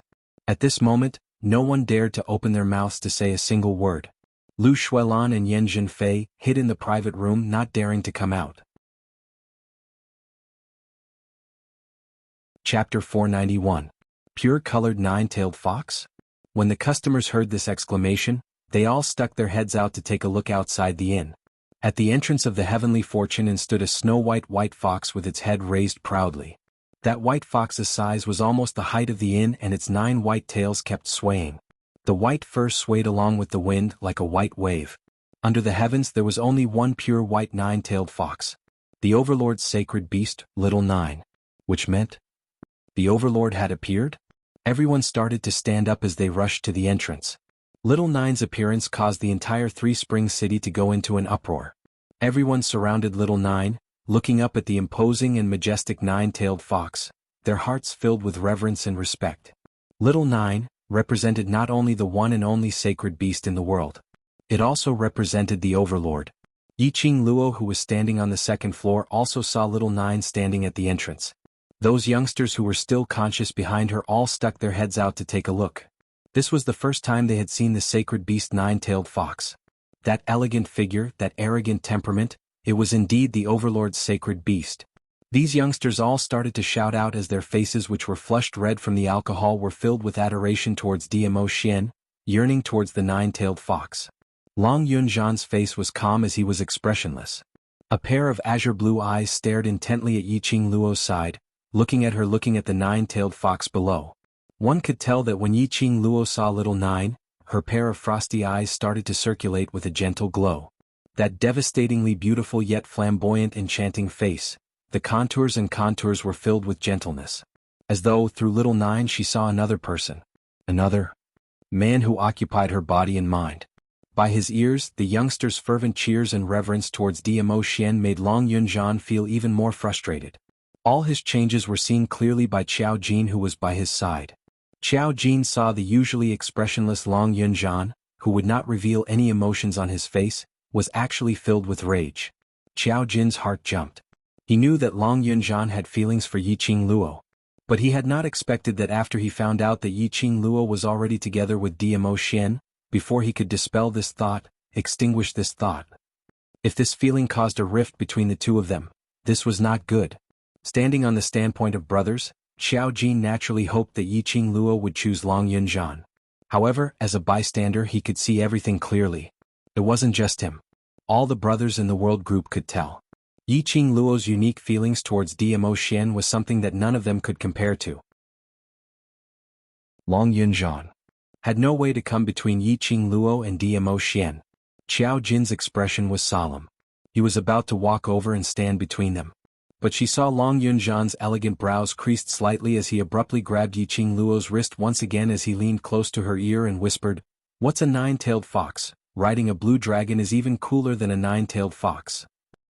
Yiqing Luo was stunned as her vision slowly met Long Yunjian's face with a question mark. Ha! Xiao Jin. The moment he said this, Long Yunjian realized what he had said. He was dumbfounded. How could he say such a thing? He was actually jealous of a nine-tailed fox. Long Yunjian's hand shook as he let go of Yiqing Luo's wrist. Xiao Jin leaned forward in time as his elbow knocked backwards, pushing Long Yunjian away by an inch. Chapter 492. Yiqing Luo replied with an "oh," as she didn't doubt Xiao Jin's explanation. At this moment Yiqing Luo didn't have any other thoughts to guess the meaning behind Long Yunjian's words. Her vision was congealed on Little Nine. Little Nine was here, then where was Diamo Xian? Was he still angry? Yiqing Luo actually felt a little anxious. She pursed her pink lips and was about to jump down from the second floor's railing. But she saw a black-robed young man walking out from the surrounding crowd as he stopped beside the nine-tailed fox. He raised his head and stared at the nine-tailed fox. "Little Nine, I'll go up to invite her." Woo! Little Nine's sharp mouth moved as it gave off a soft moan. The young man stepped into Heavenly Fortune Inn, and when he raised his head, he saw the young lady standing on the second floor's railing. His brows creased as his face revealed disdain. But he still bore with this unhappiness as he leapt into the air and landed not too far away from Yiqing Luo. The sudden appearance of the young man attracted the attention of Xiao Jin and the others. Almost in an instant, Xiao Jin and the others blocked in front of Yiqing Luo. High profound classes students' expressions had a huge change as all of them retreated a few steps, attempting to hide behind their classmates. This young man was too strange. They couldn't tell his profound grade from him. But from him, there was a kind of imposing manner which made one involuntarily submit to him. This imposing manner made the world group's youngsters crease their brows in puzzlement. Why did it feel so familiar? This young man was able to stand beside the nine-tailed fox and even converse with her. No matter how they looked, he wasn't simple. Wind. Suddenly, a clear female voice was heard from Xiao Jin's back. Yiqing Luo pushed aside the few people who were blocking in front of her as she squinted her eyes and fixed her gaze on that young man for a long time. This face wasn't what she remembered Wind to look like. But this imposing manner and this figure, it should be Wind. Wind? Xiao Jin was astonished. This young man Yiqing Luo knew him? He's Ah Xian's guardian. Yiqing Luo explained as she looked towards Wind. You and Little Nine. Overlord asked me to fetch Miss Yi for a gathering. Wind directly interrupted Yiqing Luo's words. Gathering? Yiqing Luo's slender brows creased slightly. If Diamo Xian wanted to see her, he would always appear beside her directly. Since when did he need to send Little Nine and Wind over to create such a huge scene? Wait a minute. A battle formation? Yiqing Luo's breathing suddenly stopped as her heartbeat sped up. Diamo Xian wouldn't be doing it on purpose, right? Purposely creating such a big scene, sending out protectors and little Jiao, under the watchful eyes of everyone, he invited her to a gathering. This was a declaration to the entire Three Springs city. She Yiqing Luo had a close relationship with the Overlord. Her thigh was the Overlord. Could it be Diamo Xian had always been by her side and had seen the conflict between her and the high profound class students? In his way David protected her. Yiqing Luo's charming eyes were filled with a faint smile as she looked towards Xiao Jin and the others. I'll head over first. Xiao Jin and the others waved their hands. Yiqing Luo leaped down from the second floor and landed beside the nine-tailed fox. That soft white tail curled up Yiqing Luo and placed her firmly on its back. The surrounding people started to draw in breaths as well as those pairs of envious gazes. The one and only sacred beast nine-tailed fox had become this woman's mount. Those students from the high profound class were even more dumbfounded. Especially those two female students who provoked Yiqing Luo, their faces were ashen. Earlier they were still saying that Yiqing Luo and Dmo Xian had no relationship at all. Now, Dmo Xian had sent his own war pet and guardian over to personally invite Yiqing Luo. That incomparably valuable war pet, even voluntarily became Yiqing Luo's mount. Chapter 493. Wind, aren't you leaving together? Yiqing Luo looked at Wind, who was still standing on the second floor, as she asked. Wind's expression seemed to have turned gloomy as he snorted. Other than the Overlord, no one else can sit on Little Nine's back. Yiqing Luo's pupils contracted slightly. The hand which was on Little Nine's back gently brushed past the soft white fur on its back. Other than Dmo Xian, no one else could sit on Little Nine's back. But from the first time she met Little Nine, she had been accepted by Little Nine. Was it because of Dmo Xian? Why did she have a feeling that she had been reserved by Dmo Xian right from the start? Just thinking about it made her a little shy. Ah Feng's words once again shocked the surrounding onlookers. Other than the Overlord, no one else could sit on the noble nine-tailed fox's back. But Yiqing Luo was automatically rolled onto the back by the nine-tailed fox. This was enough to show how much the Overlord valued her. What is the relationship between Yi family's 7th Miss and the Overlord? I heard that they are master and disciple, but this feeling doesn't seem like master and disciple. Yes, 7th Miss.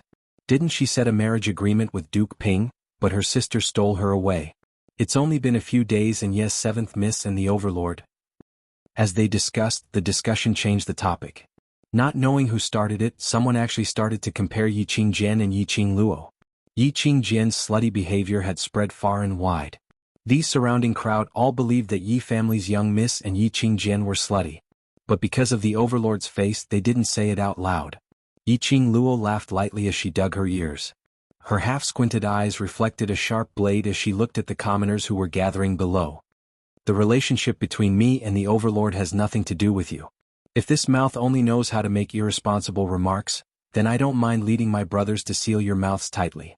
Her sonorous and powerful voice was extremely dignified. Every single word was like a huge bell, striking heavily on their eardrums, their hearts. The surrounding 100 miles around heavenly fortune and fell into silence. The silence that surrendered to Yiqing Luo's majestic aura. Yiqing Luo scoffed and patted Little Nine's back. Little Nine, let's go. As his voice fell, a stream of chi rose from Little Nine's 4 limbs. In the blink of an eye, he had already leaped into the sky, turned into a white shadow, and disappeared from everyone's line of sight. At this moment, Ah Feng glanced sideways at the high-profound class students and finally stopped at Lu Xuelan. Lu Xuelan's entire body trembled. She was terrified and her eyes were filled with shock. However, Ah Feng only paused for a few breaths before looking away. Lord Di Zun asked me to tell you to bring our drunk brothers back to the attic to have a good rest. After saying this, Ah Feng turned around and jumped down from the first floor, leaving the Tianfuan directly. Everyone was shocked. What did these people have to do with the Overlord? Why does it feel like they have a very close relationship with the Overlord? Shengguan Fang Yi, who had previously suspected that they were students of the devil class, also turned pale. So, these people were all Dmo Xian's men. It was Dmo Xian who had sent people from the Imperial Palace to form a team for Yiqing Luo. Qiao Jin and the others were first stunned, as they didn't understand what was going on. Their brains spun and they immediately understood the Overlord's intention. If the high-profound Class 2 students found out that they were students of the devil class, then the academy would definitely take notice of the devil class. If before the inter-class competition, the director forcefully allocated them into different classes, then all the hard work that the devil class had put in for so many years would be meaningless. Rather than being guessed that they were students of the devil class, it would be better to be misunderstood as people from the Imperial Palace. In this way, at least in future, when they accepted the mercenary group's missions, they wouldn't need to think of ways to hide. Chapter 494. Little Nine came to a stop in a garden filled with beautiful flowers. Yiqing Luo had never been to this place before. As far as the eye could see, there were all kinds of flowers blooming brilliantly. The air was filled with the fragrance of flowers. When Yiqing Luo turned back, Little Nine's figure was no longer by her side. Yiqing Luo surveyed the surroundings and there wasn't a single figure in sight. What was Dmo Xian up to? Yi Qing Luo pursed her lips and was about to follow the path ahead to look for Dmo Xian. Suddenly she felt a weight on her shoulder, and a warm body completely wrapped around her in his arms. That fresh and elegant sandalwood scent, mixed with the fresh floral scent, seeped into her nose and was especially intoxicating. It was just a day of not seeing each other. When she felt the warmth of the man behind her, Yi Qing Luo actually had a kind of... The empty space in her heart was filled up. Satisfied. Extremely satisfied. Obviously. It wasn't the first time they had not met for such a long time. But this time she missed him so much. Perhaps it was because this time she was the one who made Dmo Xian leave. Not knowing why, Yi Qing Luo's eyes were slightly red and the tip of her nose was a little sour. She bit her lips and struggled to turn around from the man's arms. Raising her head, a pair of watery eyes stared deeply at the man's peerless face. This look made Yi Qing Luo stunned. His face was as handsome as usual. His eyes were glistening, suffused with a current that could take one's soul away. But, not knowing why, Yi Qing Luo felt that there was a trace of exhaustion between his brows. A very, very light exhaustion. This kind of him looked extremely lazy. Seeing Yi Qing Luo staring at him in a daze, Dmo Xian's thin lips curled up as his fingertips caressed Yi Qing Luo's face. Why looking at me in a daze? His deep voice was sexy and magnetic. Like a feather, constantly teasing Yi Qing Luo's heart. I thought, you are angry with me and not willing to talk to me. Yi Qing Luo hugged his waist and buried her face in his chest. Dmo Xian's large palm covered the back of Yi Qing Luo's head as his thin lips curled into an even more seductive arc. I also thought I would be angry with you. The hand which he circled around Yi Qing Luo's waist increased in strength. He thought he would be angry. He was angry that when Yi Qing Luo made the decision, she had never thought about his feelings. He was angry that Yi Qing Luo didn't listen to his advice and insisted on taking the risk. He was angry that Yi Qing Luo didn't care about her own safety, making him worried but helpless. He was angry but he could not bear to be angry. The moment he forcefully stopped Yi Qing Luo from accepting the mission and turned around to leave, he regretted it. But Dmo Xian knew that if he were to turn back, Yi Qing Luo would not hesitate to choose to proceed with the mission immediately. You're too competitive. Dmo Xian sighed softly as his 5 fingers plunged into Yi Qing Luo's hair, as his fingertips gently caressed her hair. I know, even if I really stopped you from going to Death God Castle, your heart is still unable to let go of this mission. Yi Qing Luo pursed her lips and had no words to refute. Indeed. In order to not let Dmo Xian worry, she could give up this task. But in her heart she could not truly let go of this task. In her world there was no such thing as giving up. Perhaps it could be said that she had never met anyone who could make her give up on her decision. If you're unhappy I can. Yi Qing Luo buried her head and rubbed against his chest. It was just a mission, it could not be compared to Dmo Xian. Chapter 495. Dmo Xian's fingers were slender and fair. Perhaps it was because he had been cultivating for many years, his fingertips were slightly calloused. When it rubbed against Yi Qing Luo's tender lips, it actually brought along a burst of electric current. Yi Qing Luo only felt a ball of raging fire burning on her lips. His pure and deep peach blossom eyes that were like obsidian rippled with ripples. Yi Qing Luo turned her head away, trying to avoid Dmo Xian's fingers. But he increased his strength as his fingertips rubbed against her lips. His fingertips were faintly hooking her lips. Yi Qing Luo's throat tightened and she had just opened her mouth when his fingers brushed past her pearly white teeth. This action made Yi Qing Luo's cheeks flushed red. She flew into a rage out of embarrassment as she opened her mouth and bit the man's fingers as she stared at him resentfully. Biting the man's fingers, her words were unclear. Stop fooling around. Dmo Xian's face was filled with an unconcealable smile. The tiredness between his brows was also dispelled in his smile. He lowered his head as he got closer to Yi Qing Luo. His smile was filled with evilness. His voice was filled with bewitchment. What is Lil Luo trying to say? The warm breath sprayed onto her neck. Yi Qing Luo couldn't take this kind of teasing as both her hands struggled to push against the man's chest. It's not that I don't rely on you, but at the same time when I rely on you, I want to improve, want to become stronger, want to become your reliance. A soft sigh was heard from the top of her head. Dmo Xian helplessly let go of Yi Qing Luo as his face was filled with a helpless expression. I knew it. I would eventually be convinced by you. A piece of white cloth landed into Yi Qing Luo's hands. Yi Qing Luo was puzzled as she opened up the white cloth. When she saw the pictures on the white cloth, she was completely dazed.